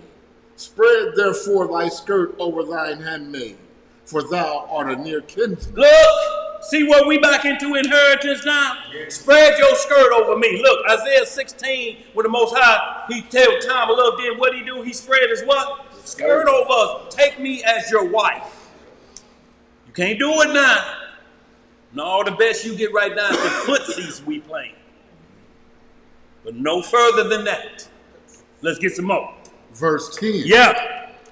And he said, Blessed be thou of the Most High, my daughter, for thou hast showed more kindness in the latter end than at the beginning. Inasmuch as thou followest not young men. Not following who? Young men, whether poor or rich. Poor or what? Or rich. See, ain't no beggar in there, is it? Let's read some more. Verse 11. Yeah. And now, my daughter, fear not. I will do to thee all that thou requirest. For all the city of my people doth know that thou art a virtuous woman. What the city know? That she is a virtuous woman. And now it is true that I am thy near kinsman. Howbeit, there is a kinsman nearer than I. So he basically said, look, I'm your near kinsman because of your husband. It's not Ruth and her family members. It's her dead husband. That's the kinsman. He said, but it's one closer than me. It's one closer than me. You got to go check with him first. Let's read some more. What it say? Verse 13. Yeah. Tarry this night, and it shall be in the morning, that if he will perform unto thee the part of a kinsman, well, let him do the kinsman's part. But if he will not do the part of a kinsman to thee, then will I do the part of a kinsman to thee. As the Most High liveth, lie down until the morning. So he wasn't talking about, I'll fill in for the kinsman. Right. He said, no, we're going to do this correctly. I don't care how fine you is, young tender. Right. Let's read some more. Verse 14. Yeah. And she lay at his feet until the morning. And she rose up before one could know another. And he said, Let it not be known that a woman came into the floor. Also he said, Bring the veil that thou hast had upon thee, and hold it. And when she held it, he measured 6 measures of barley, and laid it on her. And she went into the city. So now he's giving her some supplies for you, sister. You ain't got to be out there in the field. You ain't got to sell yourself to nobody. Understand this redemption of that, that's what you're coming back. That's where a woman was in our culture back in them days, because you technically didn't get no inheritance. Bathsheba and David otherwise was jockeying for a position for their firstborn son. Bathsheba was like, no, you promised this to Solomon. Absalom was like, no, you promised it to my mom. The other son that Absalom killed, he on the deathbed to my mama is next in line. That's why Reuben went into Bilhah, because Jacob set up his tent in Bilhah versus Leah, who he first married, but that was under trickery. So Reuben got mad at Bilhah. In the book of Jubilees, when you get into it, it goes detail what he did. He said, I couldn't sleep. I fed her some alcohol. And then the deed was done in less than 90 seconds and I was gone. He said, but I couldn't live with my father for 7 years. Every time my daddy come and do like this, because I had my little brother's mama. Let's read some more. Verse 16. Yeah. And when she came to her mother-in-law, she said, Who art thou, my daughter? And she told her all that the man had done to her. And she said, These 6 measures of barley gave he me. For he said to me, Go not empty unto thy mother-in-law. Then said she, Sit still, my daughter, until thou know how the matter will fall. For the man will not be in rest until he have finished the thing this day. Verse chapter 4. Chapter 4. Then went Boaz up to the gate and sat him down there. And behold, the kinsman of whom Boaz spake came by, unto whom he said, Ho, such a one, turn aside, sit down here. And he turned aside and sat down. And he took 10 men of the elders of the city and said, Sit ye down here. And they sat down. And he said unto the kinsman, Naomi, that is come again out of the country of Moab. Where she come from? Out of the country of Moab, selleth a parcel of land, which was our brother Elimelech. Now, Elimelech, when you read Ruth 1:1, was Naomi's husband. She still had property left. It says she finna sell the property. Go ahead. Verse 4. And I thought to advertise thee, saying, Buy it before the inhabitants and before the elders of my people. If thou wilt redeem it, redeem it. But if thou wilt not redeem it, then tell me, that I may know, for there is none to redeem it beside thee. And I am after thee. What'd he say? And I am after thee. And he said, I will redeem it. So he got 10 men as witnesses on the redemption clause. Ain't no funny stuff. I'm just telling y'all this to order. It's somebody in front of me, but if he don't want it, I gets it. Let's read some more. Verse 5. Yeah. Then said Boaz, What day thou buyest the field of the hand of Naomi, thou must buy it also of Ruth the Moabite. What he got to buy also? Of Ruth the Moabite. The wife of the dead, to raise up the name of the dead upon his inheritance. Now this is the part that they keep falling over when they said it had nothing to do with that. What did this just say? To raise up the name of the dead upon what? Upon his inheritance. That's what we're talking about, y'all. It's talking about inheritance. But to raise up dead, that means they got to be some knowing, don't it? To raise up dead. Yeah. But it has to be according to the order. Let's read some more. Verse 6. Yeah. And the kinsman said, I cannot redeem it for myself, lest I mar mine own inheritance. Lest I destroy. Mar means to completely destroy my own inheritance. That's her closest kinsman say, I'm going to mess up what I got. It's a reason why he was going to mess up what he got. Apparently, it's some tribe hopping. If I take her, even if she was from another tribe, he loses his inheritance. Going, because she, even if you say she was a Reubenite, his inheritance goes to the Reubenite side, not the Judite side if you tribe switch. Let's read some more. Redeem thou my right to thyself, for I cannot redeem it. Now this was the manner in former time in Israel concerning redeeming and concerning changing. For to confirm all things, a man plucked off his shoe and gave it to his neighbor. And this was a testimony in Israel. Let that shoe go again. Why does shoe keep coming up? Somebody walking with a limp, ain't they? Yeah. Go ahead, where we at? Verse 8. Yeah. Therefore the kinsman said unto Boaz, Buy it for thee. So he drew off his shoe. See, when you turn it down, then you draw off your shoe. That was the sign that I turned down my redemption. Here's the shoe. Boaz, I can talk to shoe. Boaz, what you doing with that thing?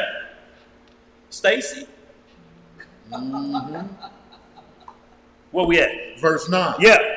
And Boaz said unto the elders and unto all the people, Ye are witnesses this day. What are ye? Ye are witnesses this day. Ain't nothing done in the dark. These Negroes got these redeeming in the dark techniques.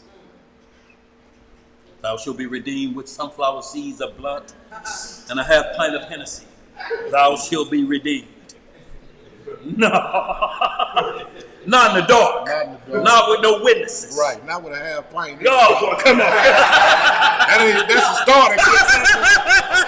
Let's go ahead, bro. Where you at? In verse 9. Yeah. And Boaz said unto the elders and unto all the people, Ye are witnesses this day that I have bought all that was Elimelech's and all that was Killian's. Who was it? It was Killian and Milan of the hand of Naomi. So he's buying Naomi's and her two sons' property that's left to them. Right.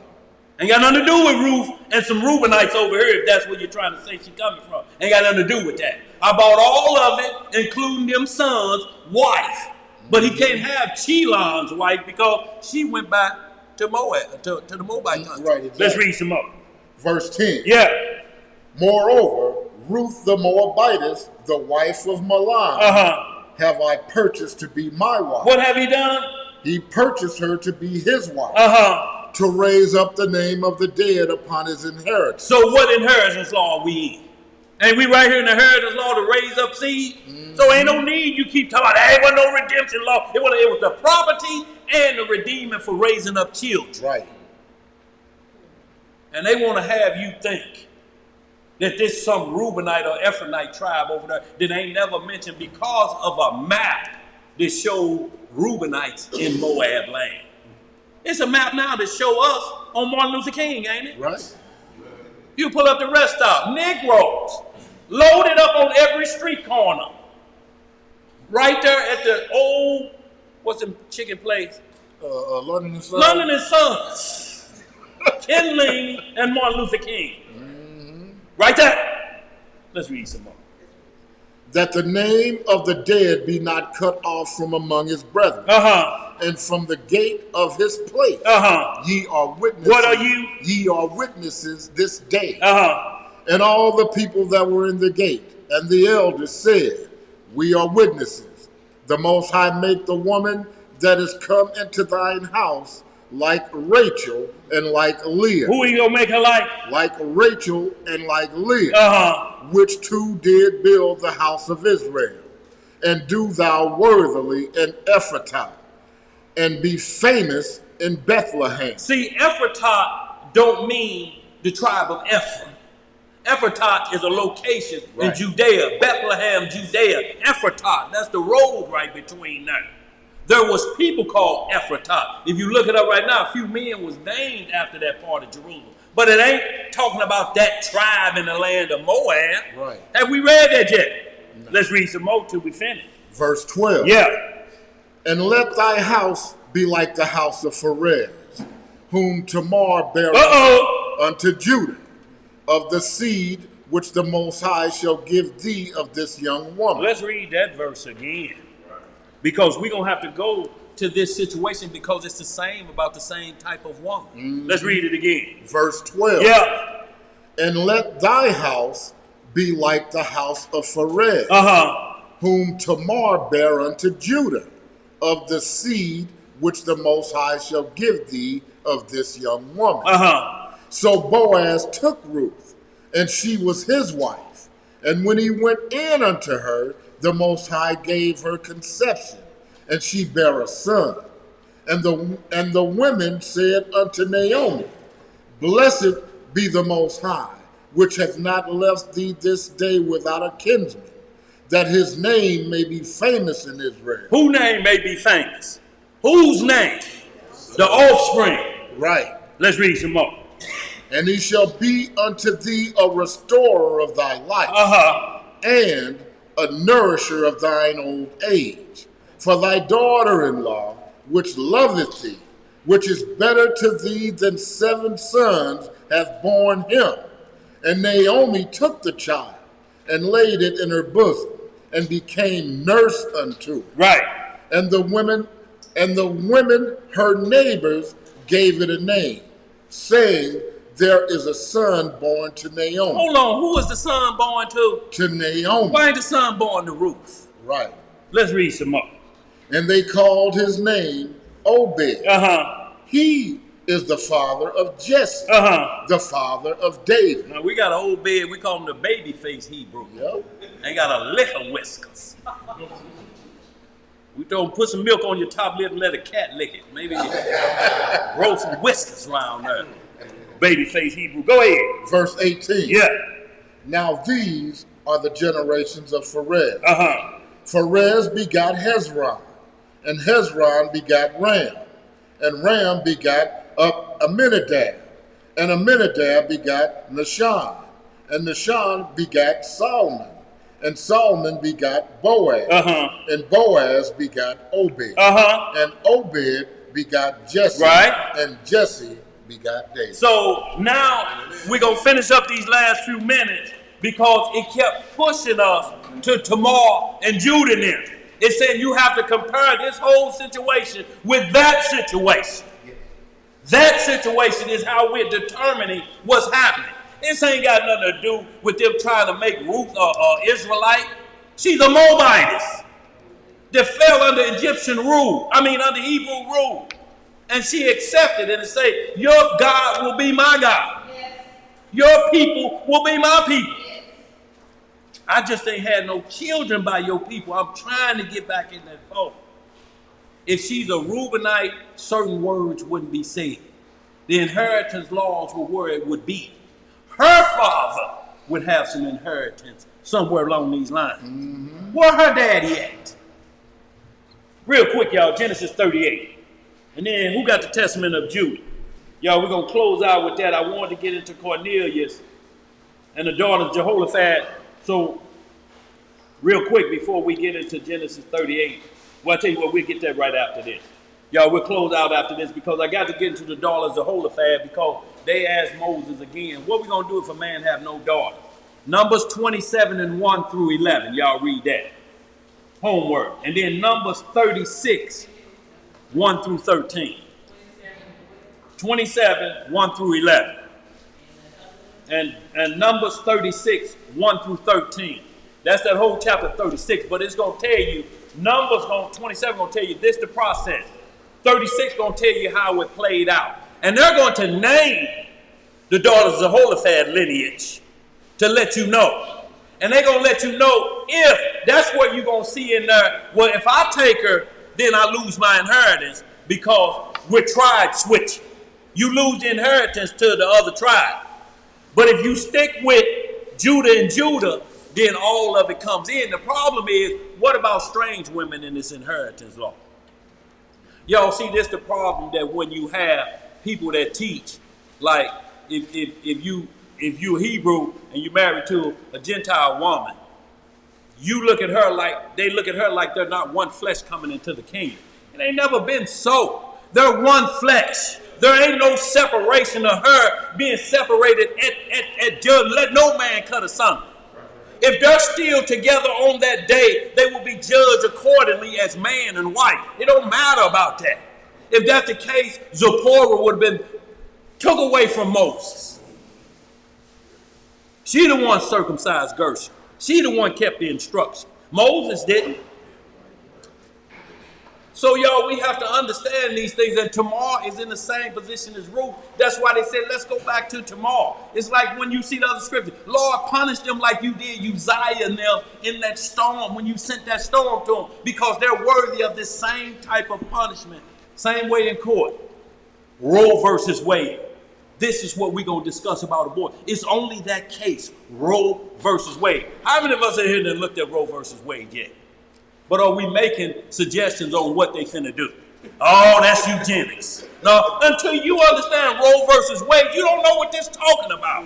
You don't even know what they discussing this about before you start throwing in eugenics. And Margaret Sanger.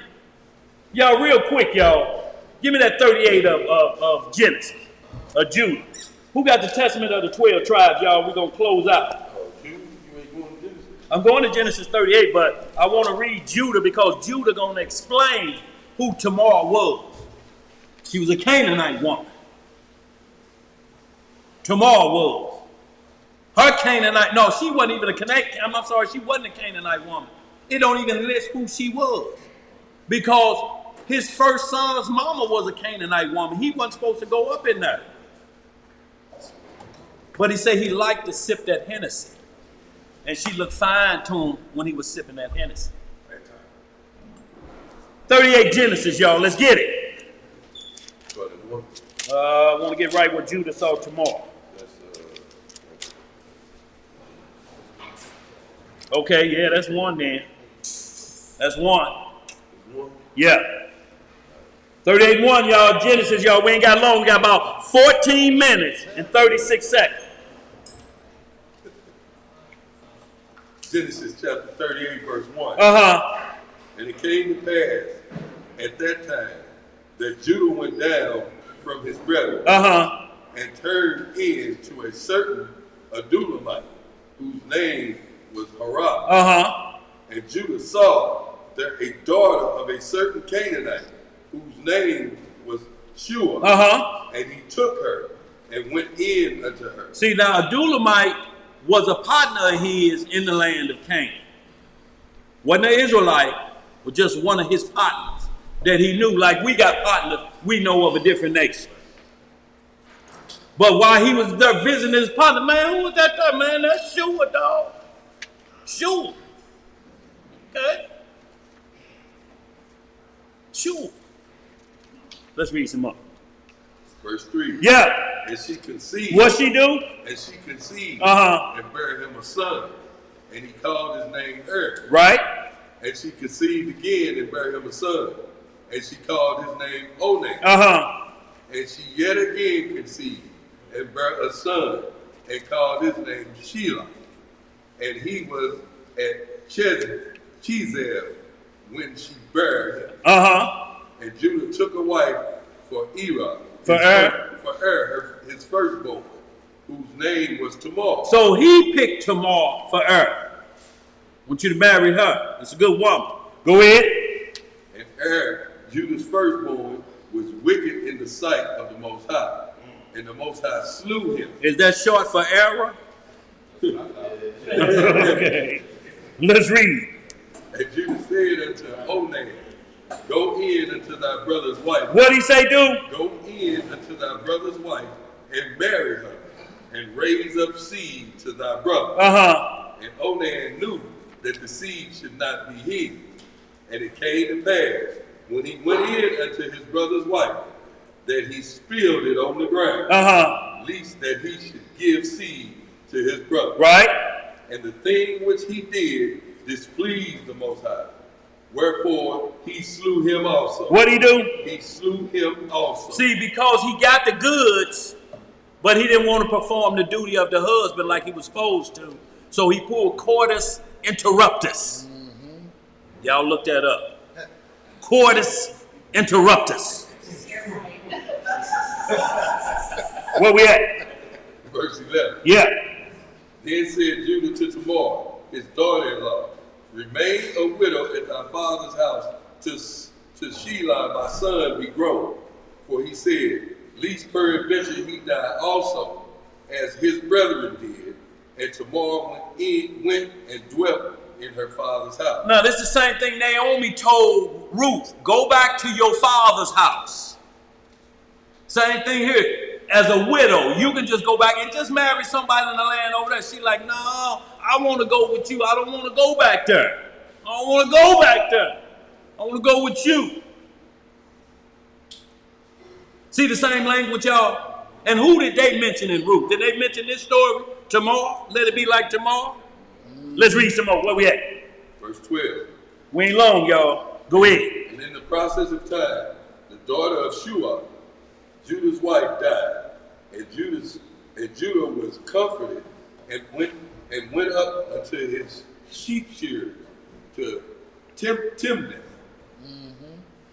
He and his friend Arah and Abdullah. And Arah, the Adulamite. The Adulamite. Right, that's his partner in verse 1 we just read. They went up to Timnah to shear the sheep. Go ahead. And it was told to Mary, saying, behold, thy father-in-law goeth in to Timnah to shear his sheep. Right. And she put her widow's garments off from her and covered her with the veil. And wrapped herself. And sat in an open place. Right. Which is by the way to Timnah. For she saw that Shelah was grown, and she was not given unto him to wife. When Judah saw her, he thought her to be an harlot. What he thought her to be? He thought her to be an harlot, because she had covered her face. Now hold right there. Y'all read the rest of the story in this book, but we need to get into the count with Judah 101 in the Testament of the 12 Patriarchs. You're going to go to the same thing. Y'all know the rest of this, what happened. She dressed as a harlot, and he took her to wife, gave all his jewels to her, and was going to give her a kid back to get his jewels back. Y'all know that's in there. And you'll see them twins that he had by was Pharez and the other boy, to which Christ descended from. So y'all, this is why Ruth went back to that story to explain this all the way back in Genesis. Look, they under Moses' law, so they say, right? But why is she going back to here to Genesis? It's the same laws, ain't it? The laws didn't change. The priesthood changed. Y'all hold right there. Give me the testament, y'all. We're going to close out.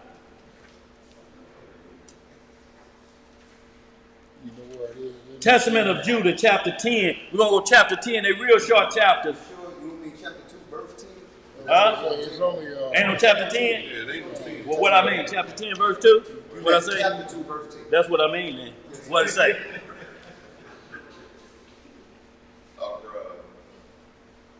You got it too, by who got it? Who, anybody got it? That's it, chapter 2. See, this gonna get into detail. It's gonna tell you why he was drunk and why he made the move he made. Y'all, and what happened now, Proverbs 7 come in. Proverbs 7 come in on this. Because she played the harlot. But she was spared because Judah tripped. He didn't give a Shelah like he was supposed to when he was grown. He was a marriageable age. He like, no, I don't want my last son to die. She gonna, you know, there's something about her. All my sons died. Well, your sons were wicked. Got nothing to do with tomorrow.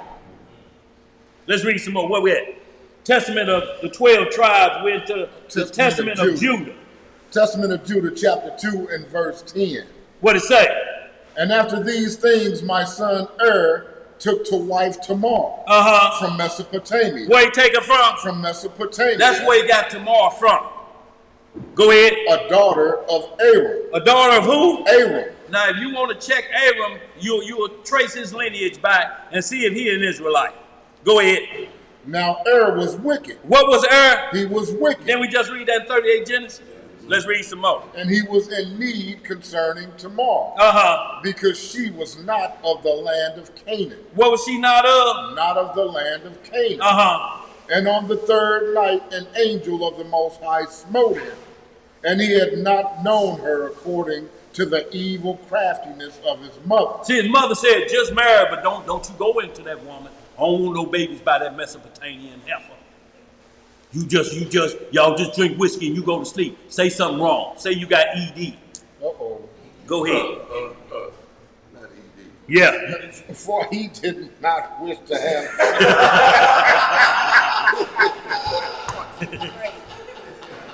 Verse 13. Yeah. And he had not known her according to the evil craftiness of his mother. For he did not wish to have children by her. In the days of the wedding feast, I gave Onan to her in marriage. And he also in wickedness knew her not, though he spent with her a year. And when I threatened him, he went in unto her. See, your daddy had to threaten him a whole year. He was making up excuses. I'm telling you, I don't know what's wrong. I don't know what the doctor's saying. How am I make it work if it won't work? A whole year? Let's read some more. Yeah. Go ahead. That was a no brother. Yeah. Go ahead, bro. And when I threatened him, he went in unto her. But he spilled the seed on the ground, according to the command of his mother, and he also died through wickedness. What he died through? He died through wickedness.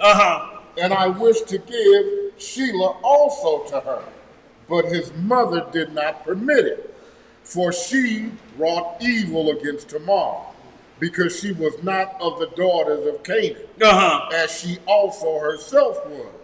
So Judah married a Canaanite woman. Verse 17. Yes, sir.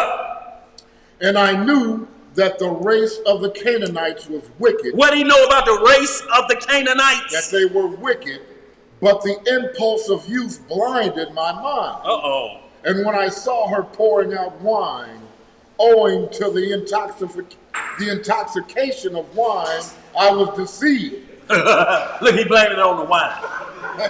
Dog, I'm tell you, the way she poured that Hennessy, look. She poured that Hennessy, rolled around the cup and poured it. I was through after that. Go ahead. And when I saw her pouring out wine, owing to the intoxication of wine, I was deceived, and took her, although my father had not counseled me. And while I was away, she went and took for Shelah a wife from Canaan. Now look, she took the baby boy and went and found him a wife from the wicked race of the Canaanites. Right. Y'all understand now why we did 430 years in Egypt? Judah, way after Abraham the promise. Y'all see how we were in captivity technically in Canaan? 215 years there, 215 in the actual capital of Egypt, 430 years. Let's read some more. Verse 20. Yeah. And when I knew what she had done, I cursed her in the anguish of my soul. What'd he do? He cursed her in the anguish of his soul. And when I'm talking about, it was some deep guttural cussing. You lousy, black plate in your lip mother. Go ahead. Verse 21. Yeah. And she also died through her wickedness together with her son. Oh. And after these things, while Tamar was a widow, she heard after 2 years that I was going up to shear my sheep. Right. And adorned herself in bridal array, and sat in the city Enaim by the gate. Right.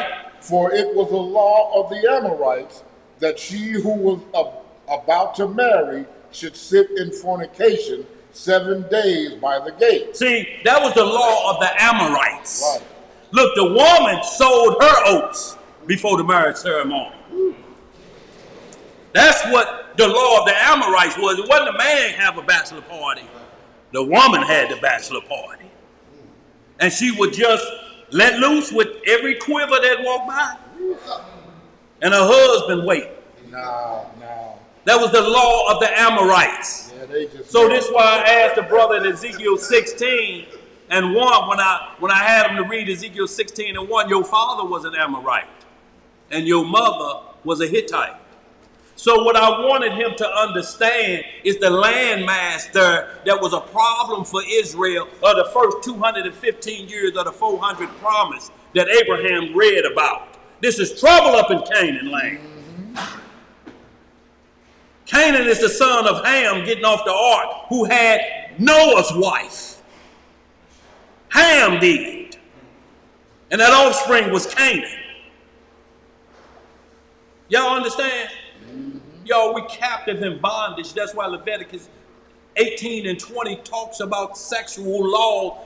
Every one of them say, don't be like them Canaanites, so you're going to find yourself in bondage. Sexual bondage. Let's read some more. Verse 24. Yeah. Therefore, being drunk with wine. What was he? He was drunk with wine. Uh-huh. That's what he said. Yeah. I did not recognize her. What did he say he didn't? I did not recognize her. Uh-huh. And her beauty deceived me. See, because when we read Genesis 38, say she covered her face and the only thing was out were her eyes. So what custom is these Negroes now trying to dress a woman up and cover her face? You got her looking like the daughters of the Amorites up in here. We just put a head covering on. You didn't cover all this up here and like here, this the only thing you can see. We didn't have to bring a woman down here dressed up like that. Couldn't see nothing but her eyes. These scriptures tell there ain't no woman in Israel ever covered her whole face up. That was harlot attire. Yeah. And that's how he was treating her, like a harlot. Let's read some more. At 24 again. Yeah, like that's modest apparel. That's harlot wear. That ain't modest apparel. Cover all this up, all this. This the only part that's out. Let's read some more. Let's hide the face. Therefore, being drunk with wine, Uh-huh. I did not recognize her, and her beauty deceived me Uh-huh. through the fashion of her adorning. And I turned aside to her and said, let me go in unto thee. And she said, what wilt thou give me? What will thou give me? You got paper? Right. This ain't no free ride. Right. Go ahead. And I gave her my staff. What did he give her? His staff. Now you're going to give her your lineage. The thing that recognized in Judah, who was the son of Jacob, who was the son of Isaac, who was the son of Abraham. You gave that to her? Let's read some more. And my girdle. And my girdle. This signified like the championship belt of Judah. Here you go. Here you go. What else? And the diadem of my kingdom in pledge. So now I done gave you Genesis 49. The scepter shall not depart from the tribe of Judah until Shiloh come. Right. Until Messiah come. He done gave her that too. Here you go, baby. Boy, hey, boy. Go ahead. That's something else. Boy. Make you give up all of Boy. that. Yeah, he was excited. Verse 27. Yeah. And I went in unto her, and she conceived. What she do? She conceived. Uh-huh. And not knowing what I had done, I wished to slay her. But she privily sent my pledges and put me to shame. See, and when you get in Genesis 38, that did put him to shame. They say, tomorrow with child, she played the harlot. Mm-hmm. And they say, who she played the harlot with? She like, here his stuff is. Right. Uh-oh. Here all his stuff is. Dun, dun, dun. Ain't going nowhere. Where we at, y'all? Go ahead. Verse 29. Yeah.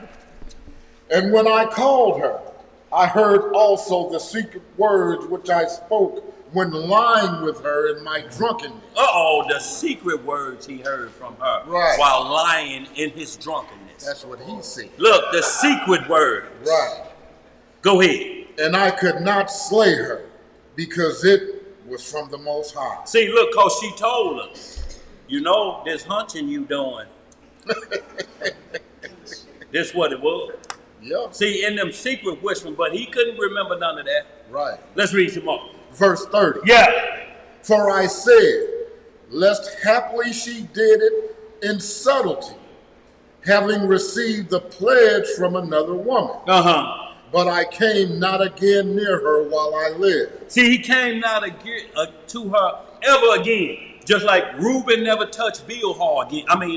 Jacob never touched Bilhah again. Like David never touched any of them 10 concubines, his secondary wives again, after Absalom had. You once this done, you repent from that and break away from that. Mm-hmm.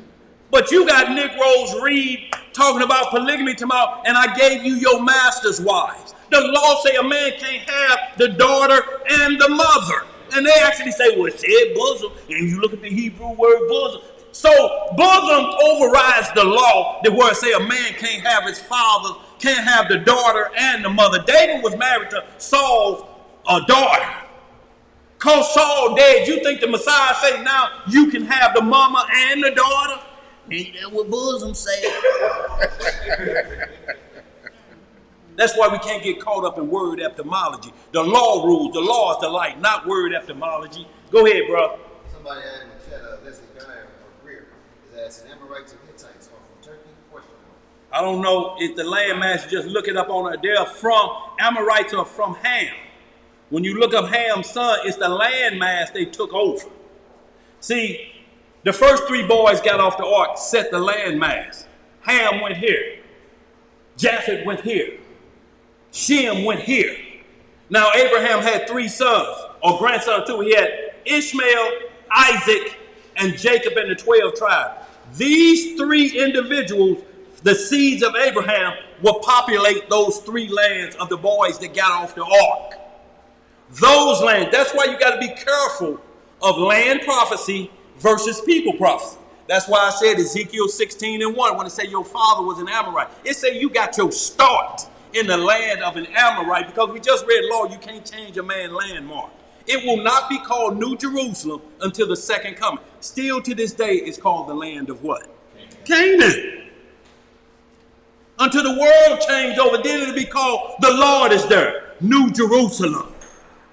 Let's read some more. You finish that? Verse 31 again. Yeah. But I came not again near her while I lived, because I had done this abomination in all Israel. Moreover, they who were in the city said there was no harlot in the gate, because she came from another place, and sat for a while in the gate. And I thought that no one knew that I had gone into her. And after this, we came into Egypt, to Joseph, because of the famine. And I was 46 years old, and 70 years lived I in Egypt. See, so you understand all of the turmoil with the land of Canaan. He went Canaan straight to Egypt. So we see now how the 430 years comprise. Look, we came from England and different things where we was run out of Jerusalem. They picked us up from there and brought us here. But these were all part of what's called the Edomite kingdom. It stretched from all the way over there, Britain. The United States used to be a part of Britain, right? Just like the UK was a part of Russia. They just taken land back. But we were all over there, shipped to different locations because of that. But it's still all Egypt because they all following the same commandments of their power head or their head source right now, which America runs the World Bank. The World Bank is in America. It's in Washington, D.C. That's the #1 bank. It's the world's #1 army. That's why you call America Egypt and not Israel. Or who's running? Who's the powerhouse? Israel don't have an army big enough to take on anybody. Who's their army? Who give them $5 billion a year for their army? America. Because they bailed them out in 29. America ain't even started on the interest yet of that loan. They still paying interest. The loan ain't even been started on. $5 billion a year, and we take up your wet, and we'll protect you. We'll give you the same fighter jets that we got. You get the same nuclear warheads that we got. Babylon is an entire system. That's why you can't run back to Jerusalem and think you escaping Babylon. But Jerusalem right now is Babylon. They're connected. The embassy of the United States is there, ain't it? That's Babylon then, ain't it? Yes, sir. Y'all have to understand, y'all, when it's talking about this, and that 430 years did the same thing here, because we technically was only a couple hundred years in hard bondage. I'm talking about in chains. Though we're free, according to Abraham Lincoln, but every one of us say the Constitution didn't free us. Don't we use that all the time? Man, where in the Constitution? See, Abraham Lincoln never signed it, so technically we ain't free. But you call free able to go to the store. But your life is in danger every time you go to the store. You get pulled over for a broken tail light, you're going under the bondage of Deuteronomy 28. I see your tail light is broken. You got any pistol, some reefer, some Hennessy, anything in that car? Yes, I got it all. Got it all. That means you got to die. Where else we at, y'all? We finished that. Let's close out, y'all. Look, I was going to get into Cornelius. And so I'm just going to explain that, y'all. Let's do a little homework on that. Because we got others that people want to make to be Israelites, like Job, like Luke. Is Luke an Israelite? Is Luke ever mentioned as one of the 12 disciples or 12 apostles? Is Luke? Luke was a Gentile disciple that watched and wrote everything. He was a doctor. And then the Israelites went here. And then the Israelites went here. Luke was not an Israelite. He was a writer about Israelites' escapades. But look at the big 12 and see if Luke in there. Then you got Timothy. But Timothy, Acts 16, say he was an Israelite because his mama was an Israelite. His daddy was a Greek. And then Simon the Canaanite. But you get into some more, Luke, it tells you Simon was a zealot. And zealots was a group of Israelite men that dwelled in Canaan that didn't play the funnies. There was like a little, band of Israelites that Peter come from them zealots too. Will cut your ear off before you know it. So y'all look at this. Acts 10, and this gonna clear what Cornelius was, because Peter went up to the rooftop, and when you read Acts 10, it gave him 3 sheets of unclean animals. Peter rise, kill, and eat. Get to verse 28, and Peter gonna say, I see that the Lord has showed me not to call any man common or unclean, not meat. That was just to give me an idea of what was going to happen. And Cornelius showed up at his door. Then get Acts 22, 25 through 29, what Paul going to say. And they're going to say, oh, you a Roman citizen. Yes, I'm a Roman citizen. But then also Acts 22, 1 through 3. But then Romans 11 and 1. Romans 9, 1 through 5, Paul going to tell you. Am they of Abraham? Me too. Are they Israelites? So am I, of the tribe of Benjamin. I'm just a Roman citizen. Just like we American citizens now, but we of the tribe of Judah, of the tribe of Jacob. of the offspring of Abraham. But we American citizens, ain't we? Look, we go to Israel right now. You can't stay. You got 3 months and then you got to get out of there. What was that second Roman? That second Romans 11 and 1 and Romans 9, 1 through 5. And then we'll see those that are heirs, so you understand Galatians 3. Y'all read all that over again, and all Paul is saying is that under the shadow of the law, because faith was not part of that, it was just a shadow to straighten y'all out, to bring y'all to Christ under the order of Melchizedek. That just brought y'all up to that. Y'all got to think about sin before you do it. 2 witnesses had to catch you there. When y'all gonna get out? Didn't nobody catch me, so I ain't guilty. Then all your prayers and repentance gonna be not because I broke God's law. I'm sorry because I got caught. I ain't gonna get caught next time. Right. It's like somebody breaking houses and they say, man, what happened? Man, I cut that damn red wire on the alarm and that thing went off. He's like, man, what was it? It was a CP2000. Oh, man, they changed that, man. It's the green wire now. It's a CP2001. You cut the wrong wire. Right. Oh, damn, I'm going to go back and try it. But they didn't change it again. So you're not sorry because you're a thief. You're sorry because you cut the wrong wire. What you got, bro? Numbers 27, 1 through 11. The daughters of Holy-Fast, they're going to tell you about how not to tribe jump. But Numbers 36, 1, the whole chapter is going to break down how you lose the inheritance. Like the firstborn of Boaz, when he said, I'm going to lose my inheritance. Numbers 36 going to explain how he could have lost his inheritance. And that would have meant it was some kind of tribe jumping, or there was a switch that I lose this because it got to go to Naomi because her son, this is where we at. I got to be of the same tribe. She was of no tribe. Yo, this ain't hard. This is just people want to make it an all-exclusive, racist black movement. And then you forgive them Egyptians that treated us worse than these Americans can even dream of. And yet you will accept them because they skin dark and start running this melanin game. Well, they ought to be in charge of the world if it's about melanin. Yeah. Because some of them blacker than the clothes Tuba got on. No doubt. Purple. Blue black.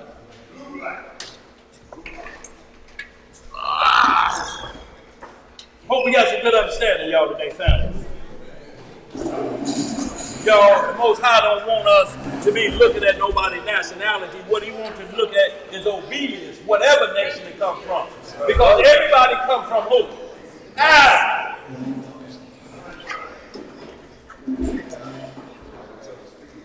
All right, family. Shabbat shalom, Sister Batel. We're going to get this closed in prayer. And it's with the Most High's permission.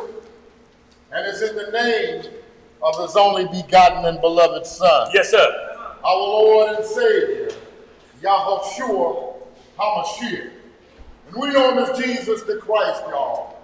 Long live the King. Long live the King. Reading in the book of Psalms, in the 84th chapter, it reads, how amiable are thy tabernacles, O Master of hosts.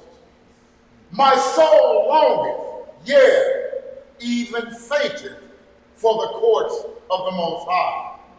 My heart and my flesh crieth out for the living Elohim. Yea, the sparrow hath found an house, and the swallow a nest for herself, where she may lay her young, even thine altars, O Yahweh of hosts, my King and my Elohim. Blessed are they that dwell in thy house. They will be still praising thee. Selah. Selah. Blessed is the man whose strength is in thee, in whose heart are the ways of them, who passing through the valley of Baca make it aware. The rain also filleth the pools. They go from strength to strength. Every one of them in Zion appeareth before Yah. O Most High Yah of hosts, Hear my prayer.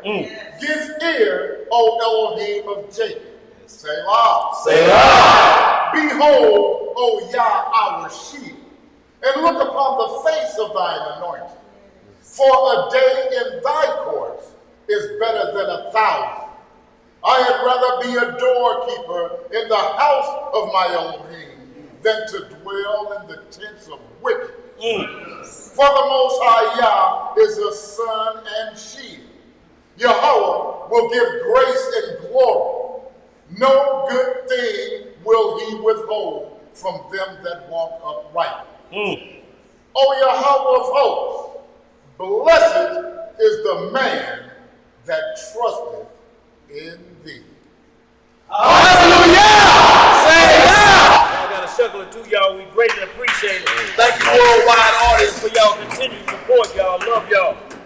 Y'all don't forget, Pentecost coming up. Look, any of y'all see Naomi if y'all want to handle that business right now with Naomi. Anybody from out of town, June 5th, don't know if you coming, but holler at me, myself, or Issue have been Israel. So y'all just shoot me an email or whatever. But any of y'all need to holler at Naomi, holler at her right now, and she'll inform you of where we at on the cost of that feast.